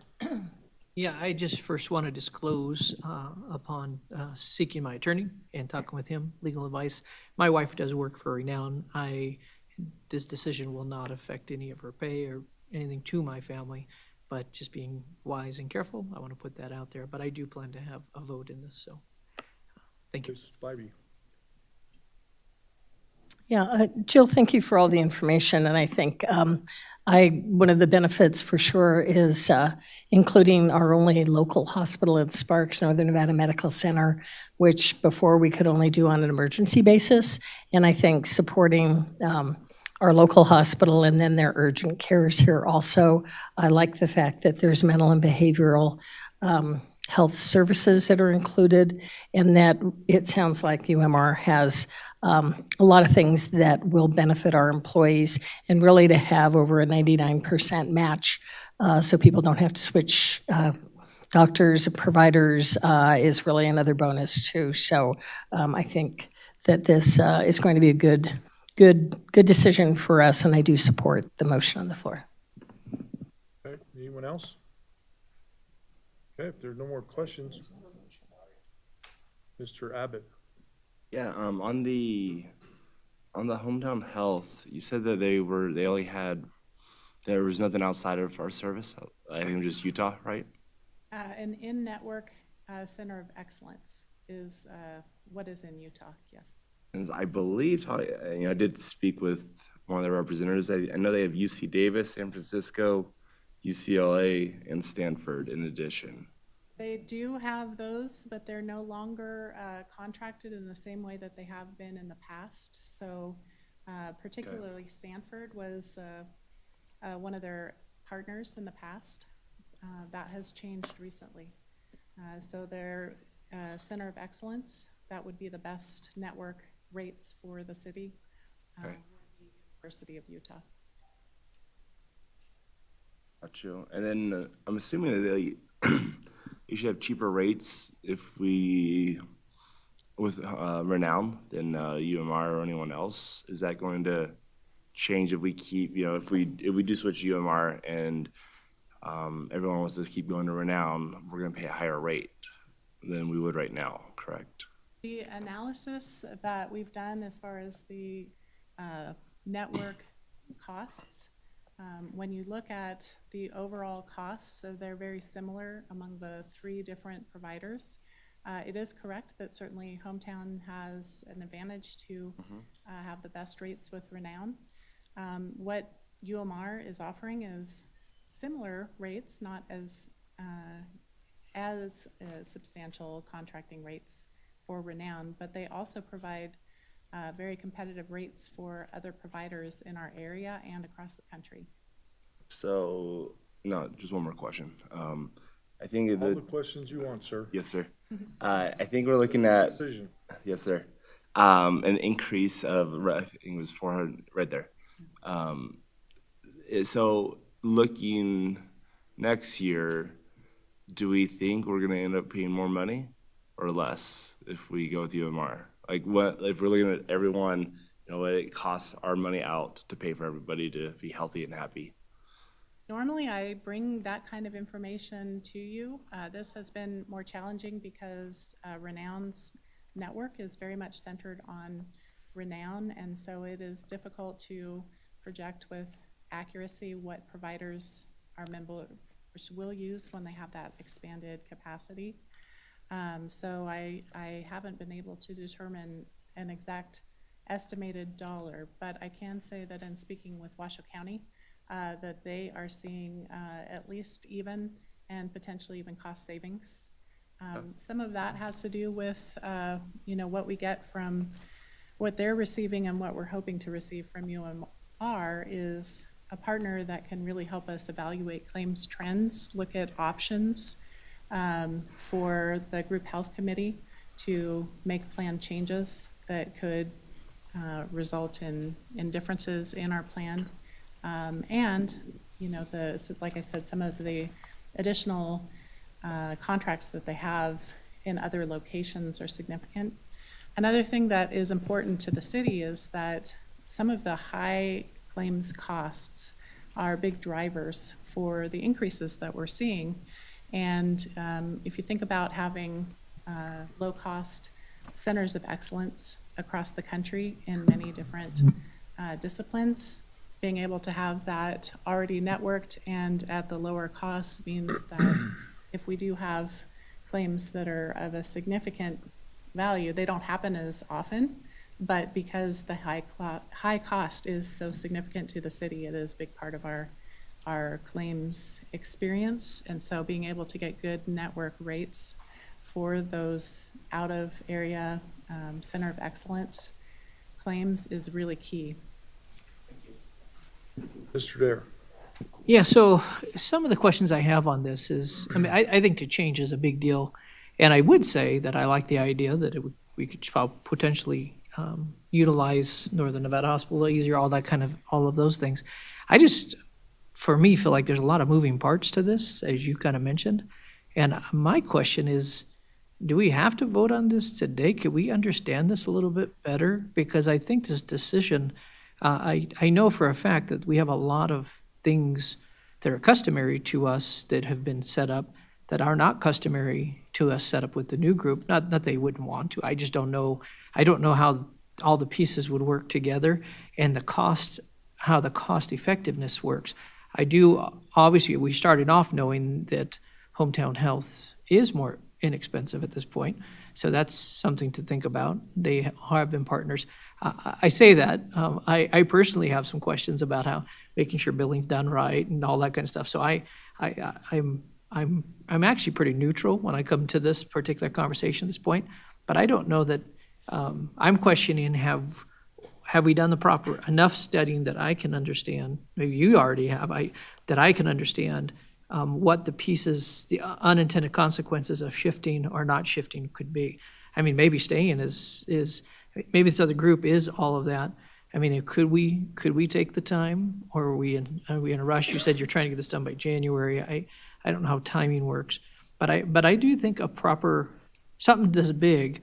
And then I think the one question I have for you too is does this change more than just this? I mean, this shifts quite a bit of our attention, more than just 324,000. This is a pretty big decision today. If we said yes, it would shift a lot of our attention financially around. Am I right on that? So let me start with the second part of that first, and then I'll get to your answer about timing. So the third-party administrator administers the city's plan. They don't change the plan design. They basically take what's in the city's plan and they administer that. They pay the claims. So there are a lot of things that, January 1st are not going to be substantially different.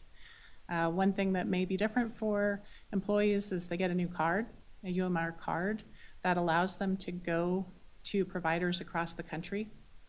So you're traveling, you're able to go across the country and use that card for providers and network. If we have retirees or dependents who are out of the area, either in Southern Nevada or potentially in another state, then they also have access to a broader network of individuals.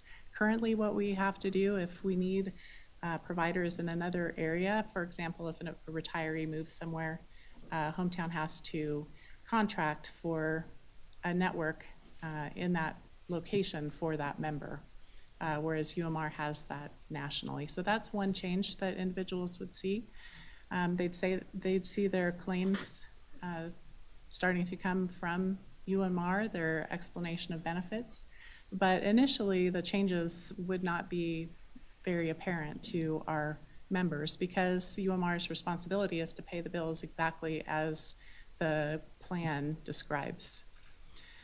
So changes that we could see with UMR over time is their ability to do benchmarking, to provide us reports, to give expertise to the group health committee who is looking at the plan design and trying to make changes that could allow the city to potentially have cost savings.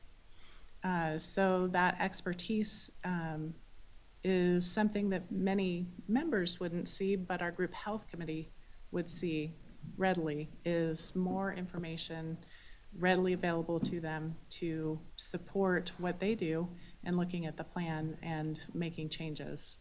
Other things that members would see immediately is a broader network of panel providers here locally.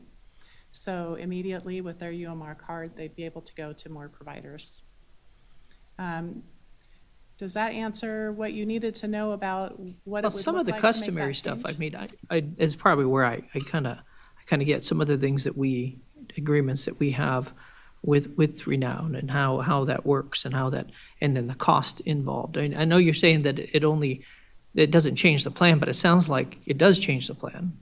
It does sound like there's pieces of the plan that change because we can go to other place. So it does change the plan, but I'm just trying to say, is it cost effective to change this plan, and what are the risks involved? Because once we sign this, either way, we are going to either expand our payment of what we are going to do at large, and then go down and go, oh, we wish we had that, or not. And all I'm saying is, I don't know that I think it's good to make sure we understand the pieces of that puzzle. And are we in a hurry to do this? Does this have to happen? So as far as timing, I came to you this meeting because what we'd ideally like to do is be ready to start implementation October 1st. We do have another meeting in September if you would want to hear more information. So there is a little bit of flexibility. The earlier that we start for implementation, the more time that we have to make sure all the pieces are done smoothly. And what is implementation? Of course, there's a whole new system, and we have to provide the group health plan document that's controlled by the healthcare committee and the council. That goes to them so they can start loading that into their system so that January 1st, when members are calling about their benefits and understanding their co-pays, their deductibles, what's covered under the city's plan, that they have that all loaded. So that loading is important. I think when you're talking about, you're seeing an impact, there is an impact because what's changing is the network and the contract that the third-party administrator has with the network. So it's not necessarily that the plan changes. Our plan is still going to cover,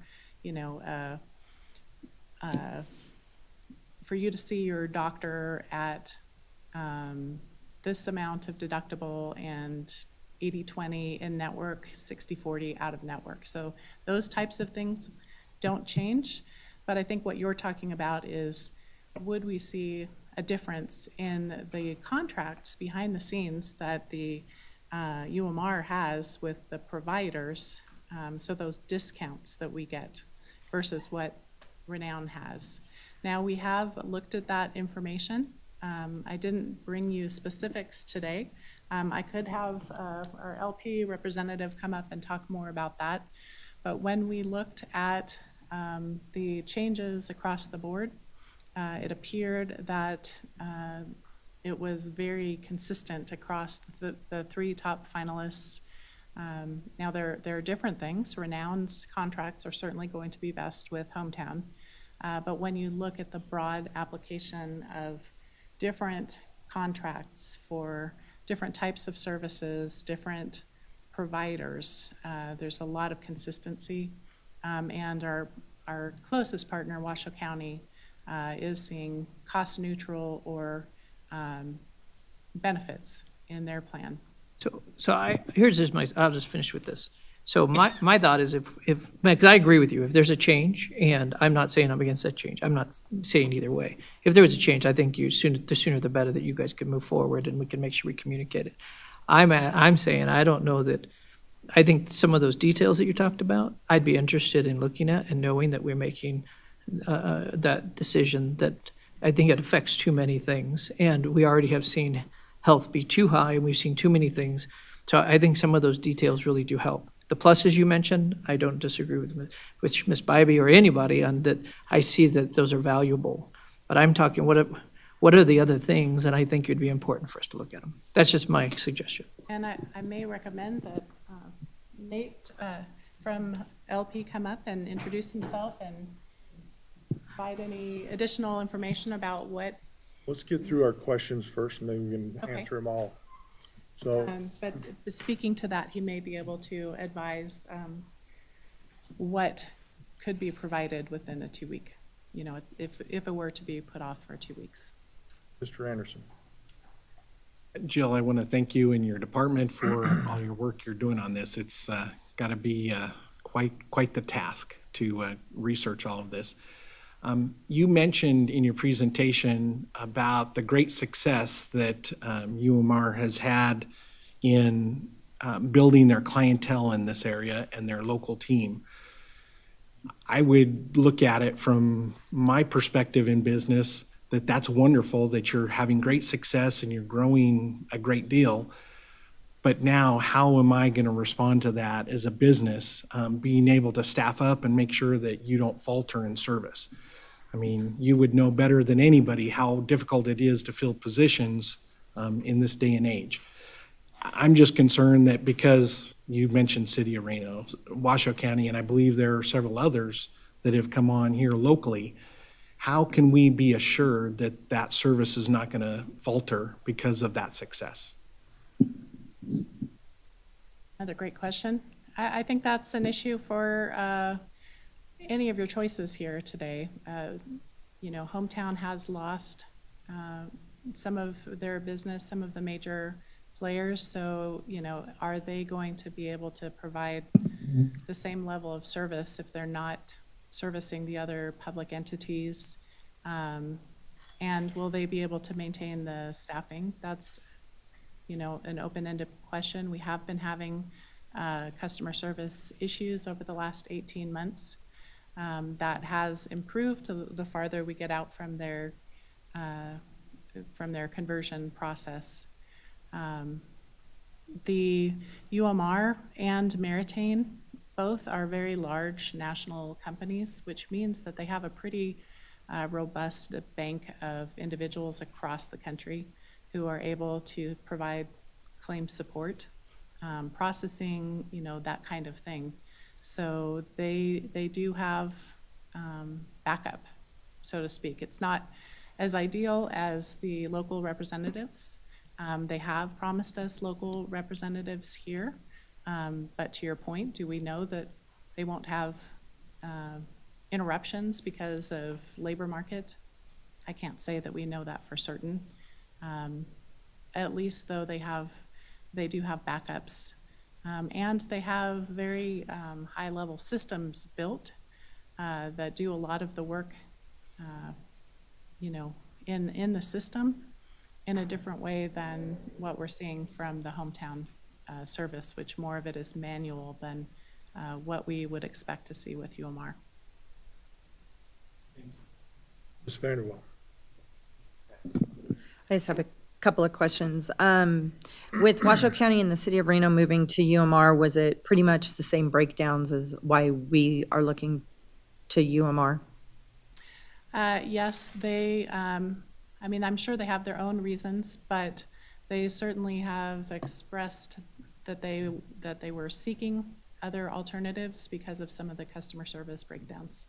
Okay. Hometown Health does not have local representatives here? They do, Okay, I believe. Yes. all right.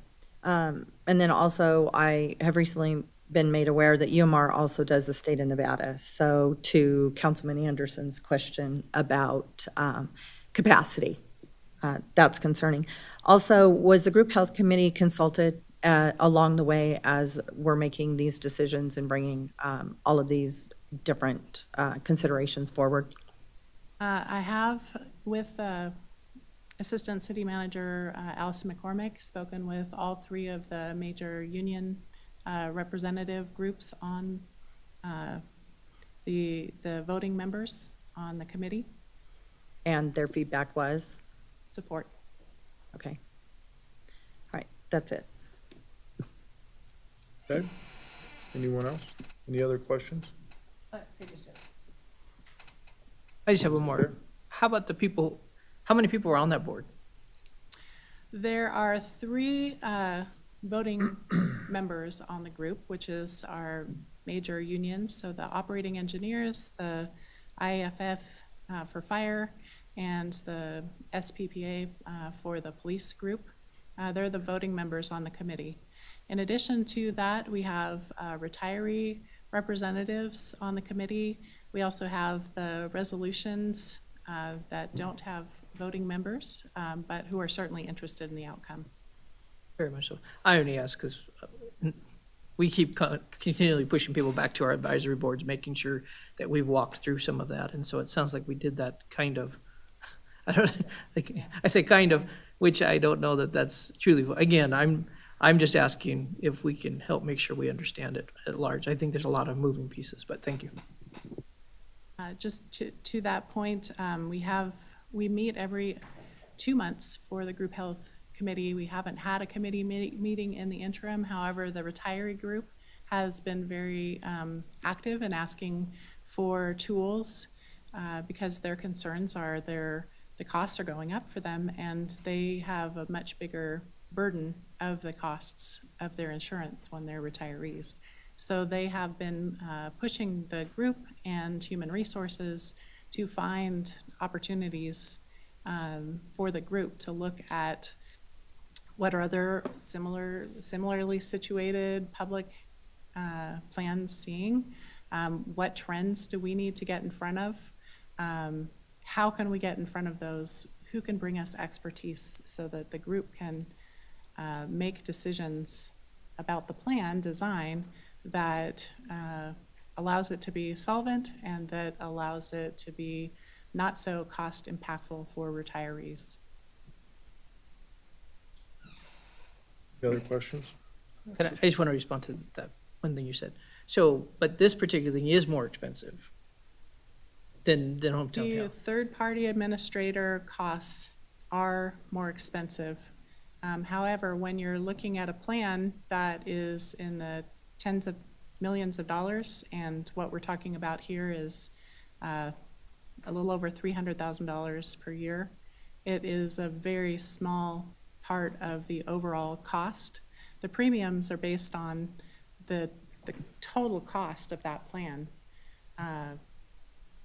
So the change from one TPA to another is unlikely to be substantive enough in the dollars for the contract for that to affect the premium cost to our retirees.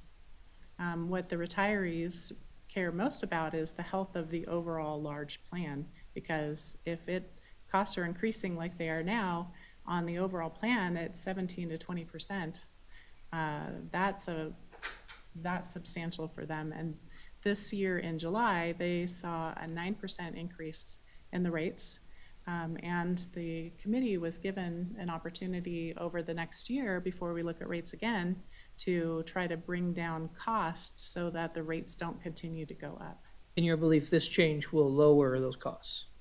That is what I believe and why I'm recommending UMR, because what UMR provides is those resources to our group health committee to help them to understand plan design, trends, how they can make an impact on the plan. They have resources like the case management for our high-cost claims that are drivers of cost, and they have centers of excellence in network across the country that help with those high-dollar claims. And all I'm saying is that's the part I'd like to understand better, all those pieces. Ms. Vanderbilt. Do we have to do a 3-year commitment? Because if you're sitting here assuring us that, you believe that costs are going to go down with this 3-year contract, what if they don't? How are we going to then go back to everybody and say, oh, well, oops, we walked into this and now it's really not delivering what we thought it was going to deliver? I could work with the brokers to get an answer to that. What we did go out at the recommendation of the brokers was for a 3-year contract. It's hard to sometimes know what the cost changes are in a short time frame, because the city of Sparks is a small plan, which means that we are more susceptible to either a good year because we were lucky enough not to have a few bad claims, or a bad year because we've had, a bad claim year. So it's hard to really evaluate properly whether the cost is neutral, if we're saving money, if it's costing us more in just a one-year period. I'm going to have to agree with Councilman Dare. I think we do need some more in-depth information on this to fully understand it. And then I would also like to hear from the whole group health committee, not just the bargaining units. If we have retirees in there that have said, hey, we're concerned about this and things like that, because it affects them also. So I think just a little bit more information than the little information that we've gotten in an update and then this council meeting, I think would bear. I'd like to hear from the broker from LP Insurance, because you might be able to answer a lot of these questions and fill in some of the blanks for my colleagues. I think I'm fine, but whatever else you can add to the conversation that would give us, and I agree, we should have as full a story as we can, because it is a big move, but, and the cost of health insurance, I don't think is ever going down. So how do we best manage it is really kind of my goal, because, that's reality, and 3 years from now, no matter who we have, those costs are going to be higher. So if I could hear from you, that'd be great. Thank you. Sure. Good afternoon. Mayor, members of the council, Nate Kerr with LP Insurance for the record. Lots of good questions today, and as has been alluded to, this is not a small move, right? The TPA is the heart of your benefits program. They run your benefits program. They're the administrator. There's generally 3 areas that we like to focus on, and while we would love to be perfect on all of them, as Jill alluded to, there's some things that are unforeseen as far as cost and performance and those types of things.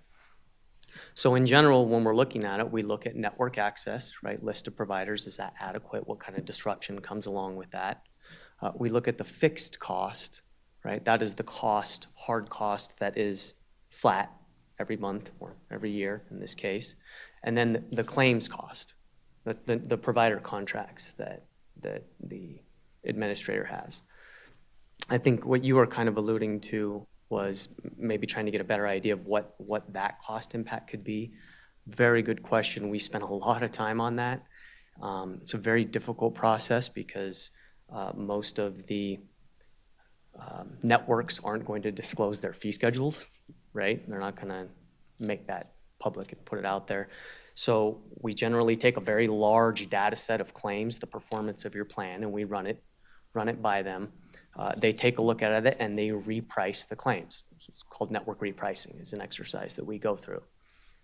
And then they deliver percentages based on categories: inpatient, outpatient, physician. In some of the data sets, we're able to pull out some little more specifics, like on Renown or Northern Nevada, for example. But in general, it's more of a high-level percentage. Out of the overall claims, our average discount, for example, might be 61%. Okay, well, what does that translate to in dollars, right? We can get a rough guesstimate, but it's hard to be perfect. The advice that we had provided was, to the best of our knowledge, it appears that cost from a network repricing standpoint is fairly neutral. We can't with honest confidence come out and say you're going to save $300,000 next year, because there's just too many variables there to make that type of a statement. We did feel comfortable saying that we feel confident that from a network cost, it's not going to cost more. Okay, so then that's the network pricing side. The fixed cost side, as Jill alluded to, the fixed costs that's the fee that you pay to the administrator every month for the services. Fixed costs are a little bit higher. The hope is that particularly with the out-of-area folks, where we do feel confident saying that UMR has better contracts in general, out of area, out of state, that hopefully there will be some offset there to help offset some of the fixed costs. Again, all utilization dependent, right? I mean, maybe next year 3 retirees that live out of state have huge claims, Or maybe 3 retirees that live out of state next year don't have any claims. So things like that can very much impact the cost trajectory and projections. Maybe that hopefully give a little bit more insight into the process. What's the percent that are out of the area? That's what Diane and I have been asking the same question. Yep, thank you. She's asking mine and I'm asking hers. But what's the percentage of outside of the area or outside of the network on the overall, on $10 million? Is it 50%? Is it 3%? Is it 90%? I don't have those exact numbers off the top of my head. Can you give me a ballpark? Small, probably much smaller for an organization like the City of Sparks, due to your size, single digits maybe. But quite frankly, then, if it's a small percentage, I'm gonna assume it's 10%, just for round numbers. 10% is not gonna make up for the 90%. The 90% is. That are in network is that neu- are here. Is neutral, varying degrees. Renown's gonna be a little bit better with Hometown, Northern Nevada St. Mary's gonna be a little bit better with UMR, but all in all, fairly neutral, the 90% in that example. The 10% out of area, yes, UMR would be significantly better from a pricing standpoint. Anyone else?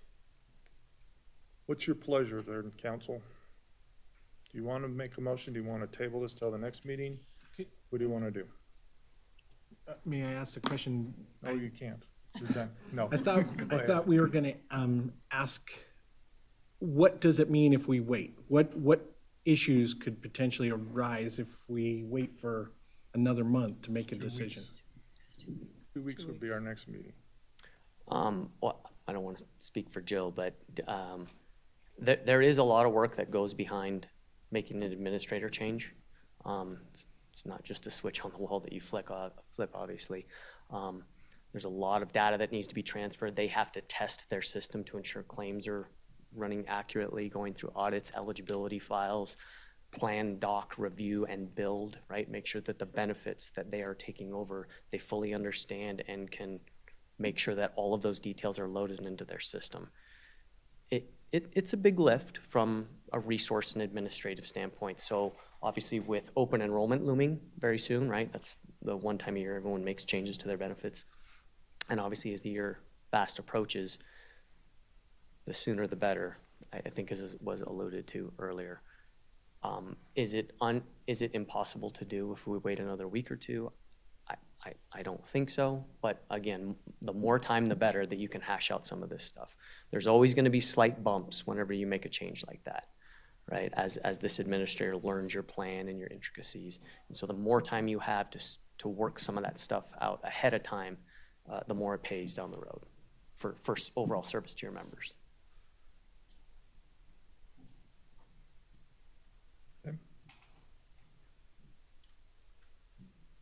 Go ahead, Charlene.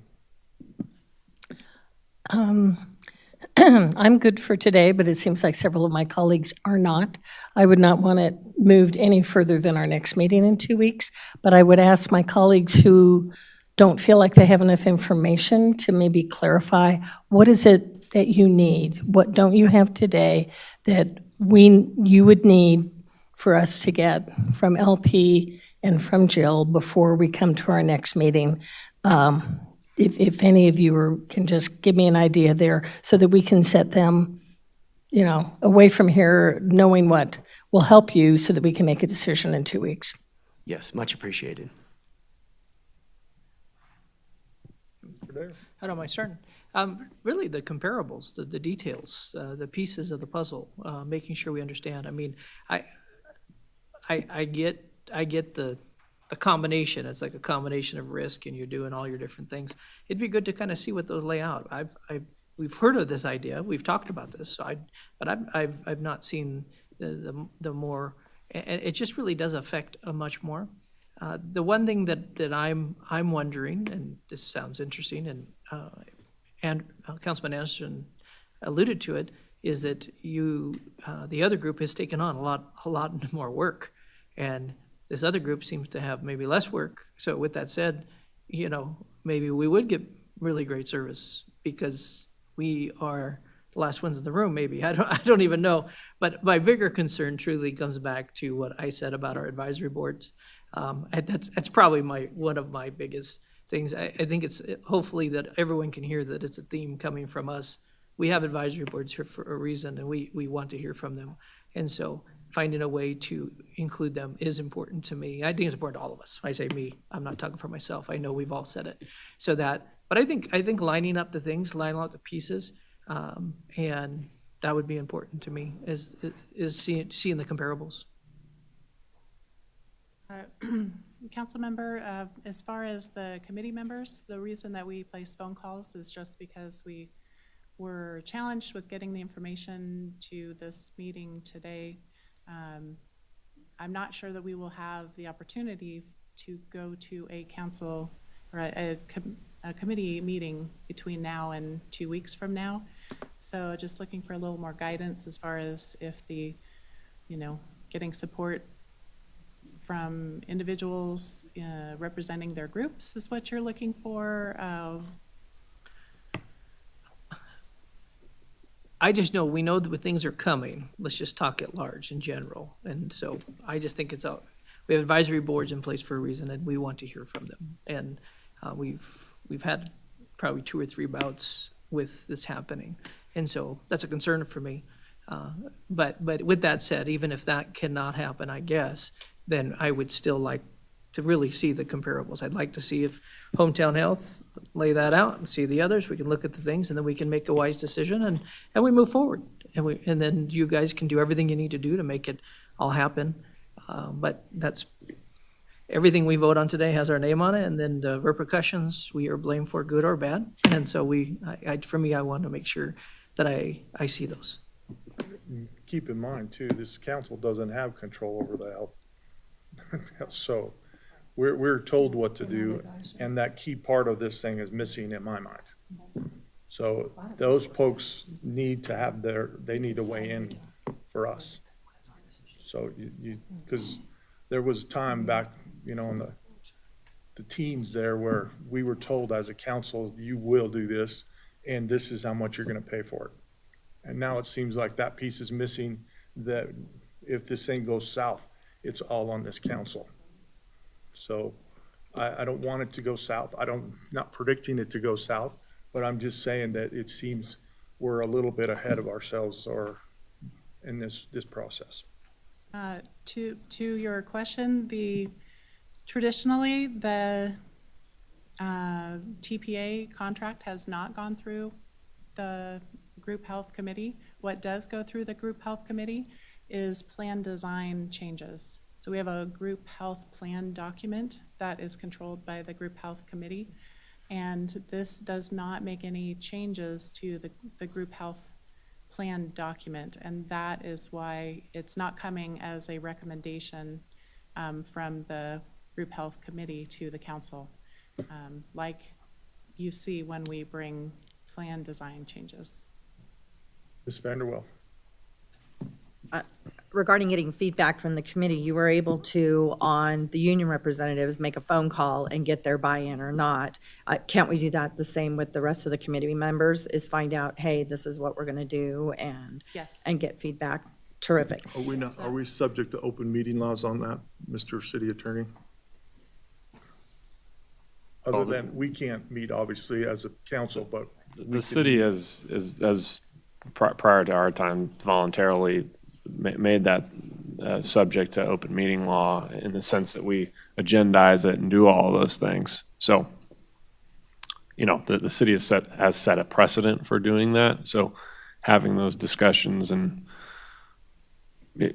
I guess goes against the spirit of doing that. So I guess I would just caution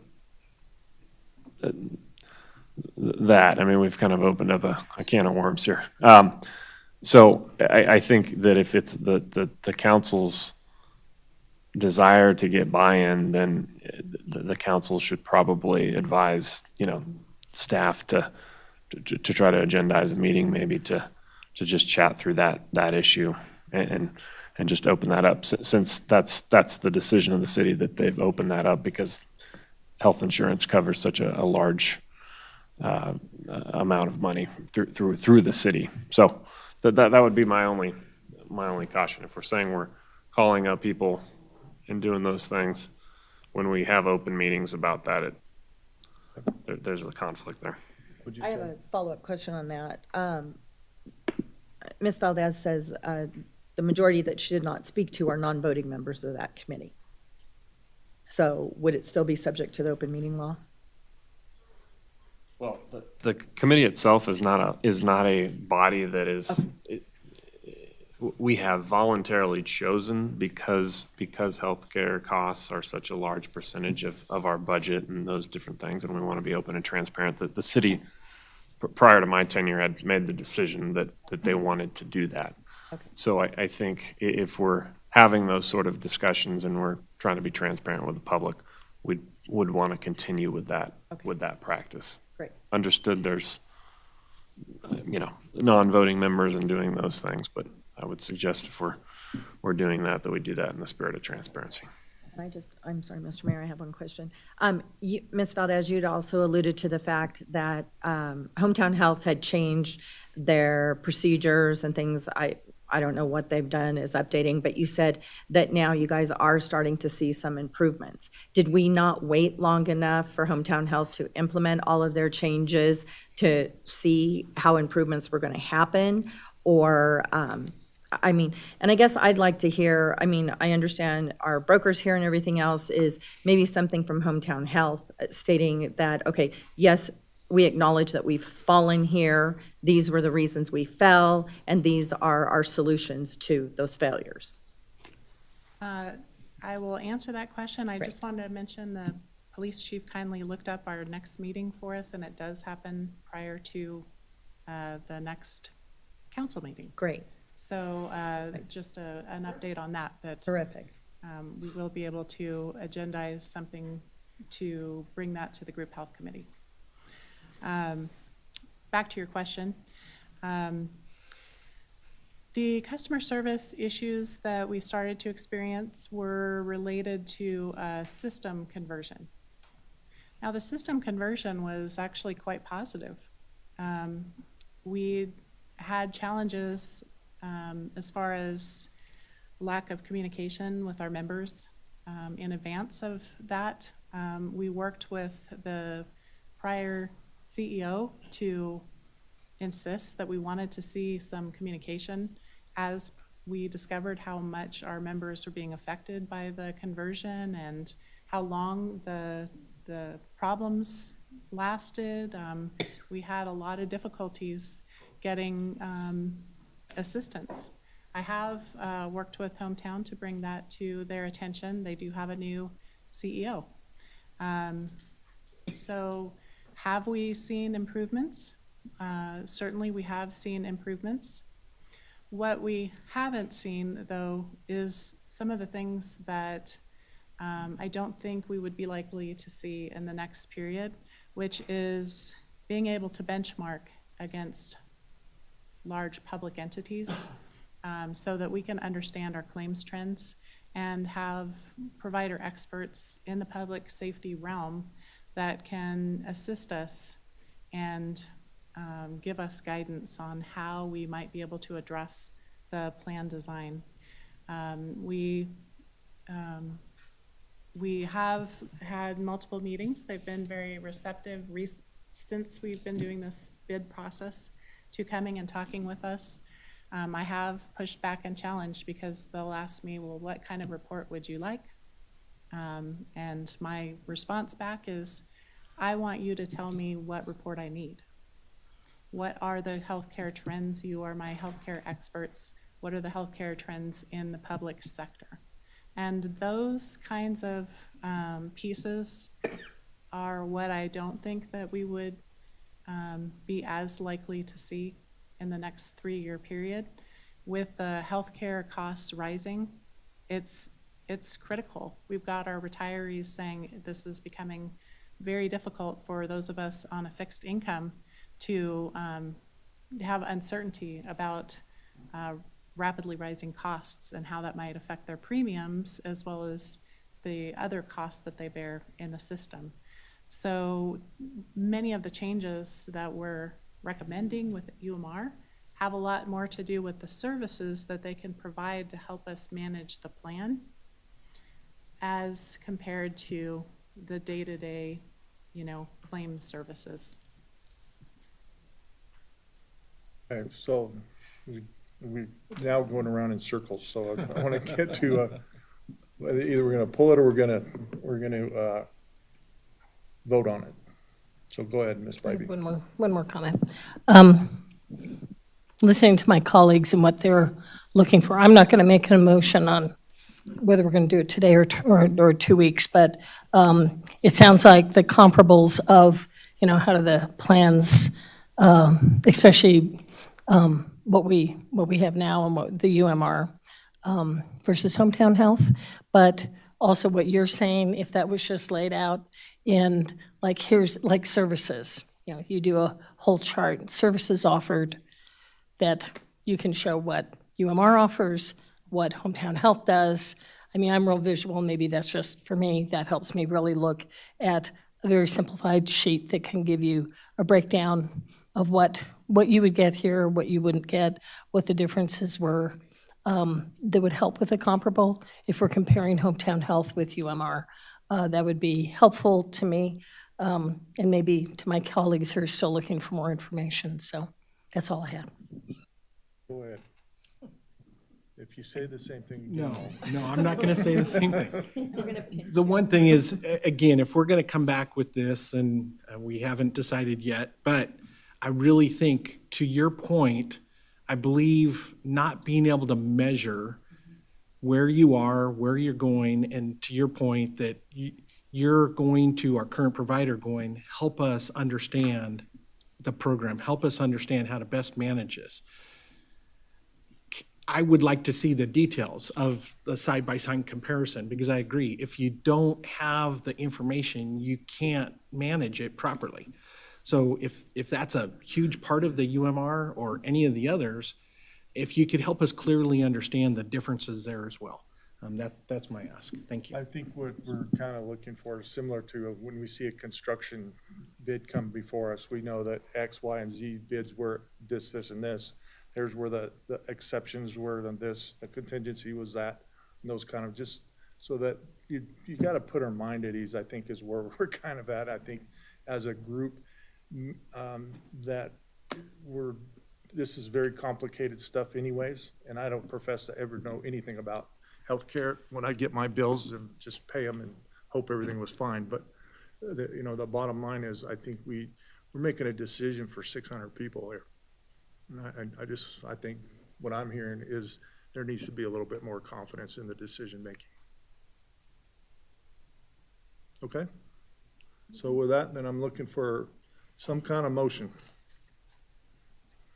Can I just make a motion that we Table it till next time. we'll table this You can until, vote on it. You can I'd like to continue it. continue. Okay. Continue is the word, that's what I was looking for.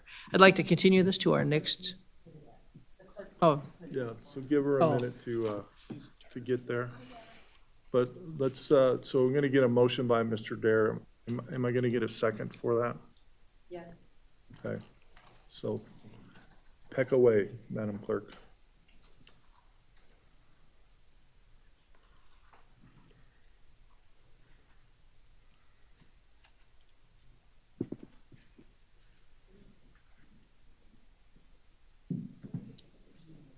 Thanks, Jill, for taking the time, and thanks for being here. I mean, thank you for being here. it's a complicated issue.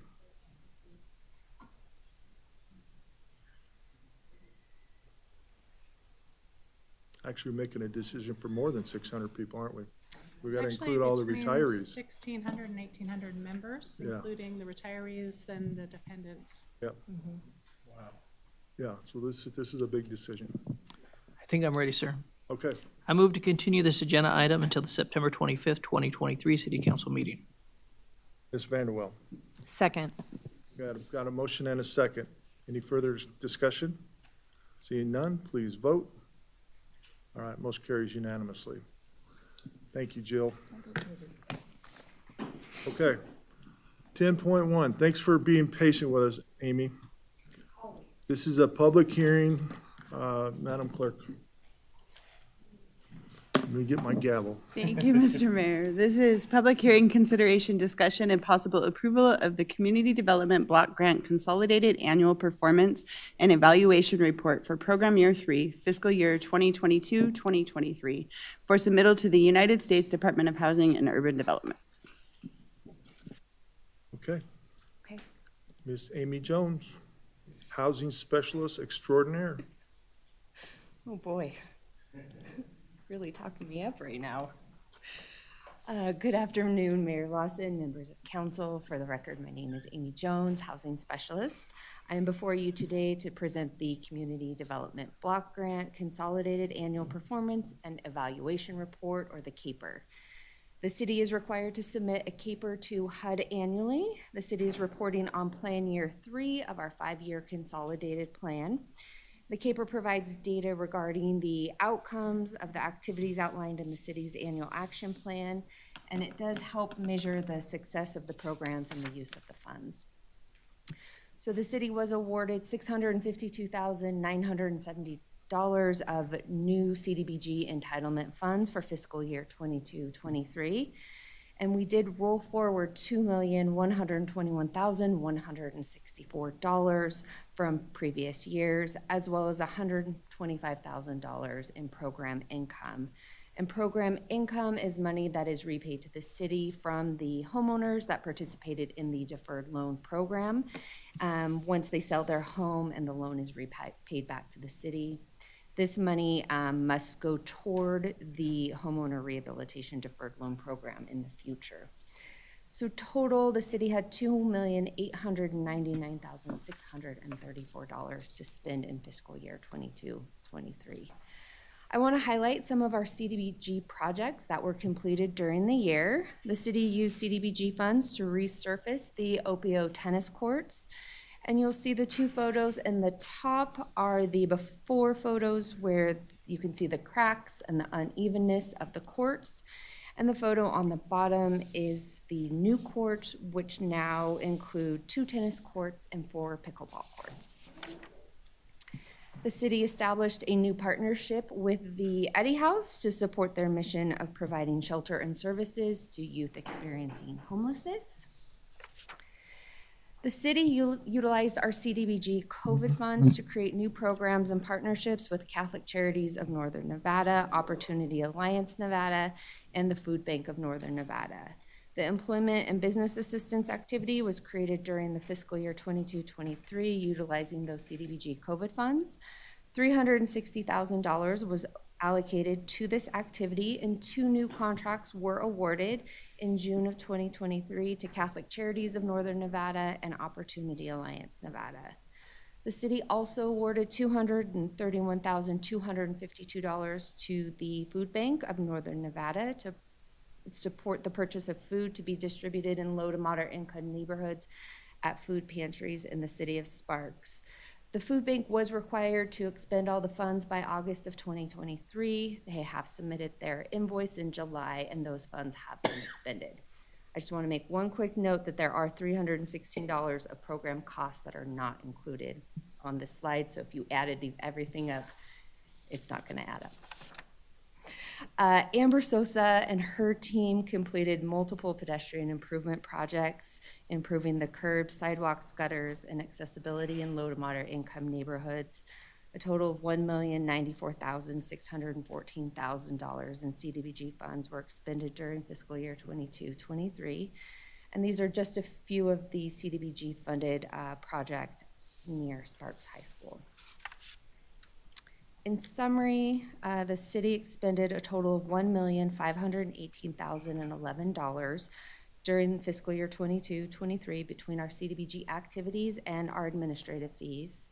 We obligated $591,252 of our CDBG COVID funds, with a total obligated and expended funds of $2,109,243.08. I do want to thank everyone here at the city that contributed to spending our CDBG funds this last year. It was a team effort, and we were able to spend down the CDBG funds to ensure our compliance with HUD. And that concludes my presentation, and I'm happy to answer any questions. Questions from the council? Okay, no questions. I'm looking for a motion. Oh, wait a This minute, is- wait a minute. Wait a minute, not so fast. This is a public hearing. Anyone in the public wishing to speak at this time? Seeing none, we'll bring it back to the dais. Now I'm looking for a motion. Ms. Vanderwell. I move to approve the Community Development Block Grant Consolidated Annual Performance and Evaluation Report for Program Year 3, fiscal year 2022 through 2023 for submittal to the United States Department of Housing and Urban Development. Mr. Anderson. I will second the motion. I've got a motion and a second. Any further discussion? Seeing none, please vote. Motion carries unanimously. Thank you. All right, the second reading, 10.2, Madam Clerk. Thank you, Mr. Mayor. This is second reading, public hearing, discussion, and possible adoption of Bill Number 2813, an ordinance amending Sparks Municipal Code, Section 9.40.040, solicitation of ride, business, or contribution from driver or occupant of vehicle prohibited. Section 9.61.10, outdoor fires and portable open flame devices. Section 9.61.20, blow torches and propane tanks or containers. And Section 9.61.30, portable generators, which are to become effective upon passage by the Sparks City Council. Good afternoon, Mr. Mayor, City Council. For the record, Wes Duncan, City Attorney for Sparks. So I'm going to take the next 3.5 hours here to explain these amendments. And You're gonna get gabbled, I'm kidding. in a good way. I'm here to present on Bill 2813, which is a few proposed amendments to Section 9.6 and 9.4 of recently enacted ordinances. We want to ensure, after talking to some stakeholders, that individuals who obtain special permits for our special permits throughout our city weren't going to be subject to the new ordinances that were related to the use of fires, propane tanks, and generators. So we wanted to make sure that cleanup language was in the amendment. You all just recently at our last regularly scheduled city council meeting passed amendments to that end. And secondly, we wanted to ensure that section 9.4 had specific language in there, as myself and Chief Crawforth had presented to the city council. The thrust of many of those new ordinances just enacted was to protect public safety. So we wanted to ensure that the language about obstructing traffic was actually in the ordinance. So that language has also been added to make sure that anyone who is soliciting a donation, a contribution, a ride, or trying to solicit business from the street has to actually be obstructing traffic and creating a public safety issue. So that language is also being added to the amendment. That really is all that we have for the cleanup language, and I stand ready to answer any questions you may have. Questions from the council? Mr. Dare. My only question when it comes to like the part of giving away and disrupting traffic, are we going to make sure there's clarity, maybe even at some of the main spots, that this is why you can't do this, or just, I only say that, I mean, I like enforcing this, these are very important laws, but I want to make sure we're communicating them and then can enforce them as well. Yeah, for the record, Wes Duncan. So absolutely, of course, you know, our HOPE team is really at the front and center of these. And so there's certainly going to be these were enacted effective 1 September. And of course, this is enacted and comes in, should the city council approve it today, it'll come into effect. But there's certainly going to be a discussion with folks who this may impact, that's happening. I'm not sure if we're going to do signage to that end as well, but certainly this will impact folks that the HOPE team is engaging in our community. Okay, anyone else? So, Wes, obviously where I see most of the panhandling being done is on the off-ramps. Is that something we can enforce even though it is technically not Sparks, it's NDOT? So again, Wes Duncan for the record. So Mr. Mayor, Our ordinances, of course, cover our jurisdiction within the city of Sparks. So wherever we have jurisdiction, this will apply. However, if people are entering into city streets where we have jurisdiction, then that's where these ordinances will kick in. Thank you. I will say, Mr. Mayor, there are other NRSs, state laws that apply in those type of situations. I'm just thinking about from the enforcement standpoint, because here, you stand on this corner, you're okay, you stand on that corner, you're not. So, okay. All right, any other questions from the council? All right, this is a public hearing. Anyone in the public wishing to speak at this time? Seeing none, I'll bring it back to the dais. I'm looking for a vote. A motion, rather.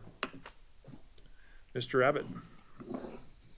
I move to adopt Bill number 2813, an amendment to the Sparks Municipal Code, Section 9.40.040, solicitation of ride, business, or contribution from driver or occupant of vehicle prohibited, Section 9.61.10, outdoor fires and portable open flame devices, Section 9.61.20, blow torches and propane tanks or containers, and Section 9.61.3, portable generators, which are to become effective upon passage by the Sparks City Council.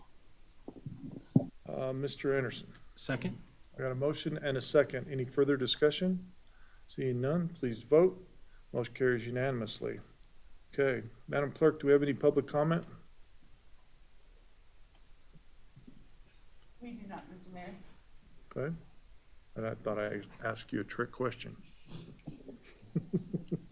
I'm just kidding. I couldn't get it to work. Okay, anyone in the public wishing to speak at this time? Seeing none, we'll bring it back. 12.2, announcements from the mayor, city council, city manager. Chief, you have anything? John, you have anything? Yes, sir. Council, you have anything? Of course. You know Christopher does. Hey, Christopher does. give me a Don't even microphone. bother. Hey, no, I want to thank the Chamber of Commerce. They did a fantastic job of cleanup on Saturday. Came out and it was kind of neat. We had multiple groups out there doing all kinds of things. Everything from a kilt run that was honoring 9/11 to you name it at the memorial. And it was just kind of exciting to see. But when the Chamber of Commerce came out, so kudos to them. They actually cleaned up a bunch of the marina and then also helped with the memorial as well. So I want to give them a shout out. Thank you. Mr. Anderson.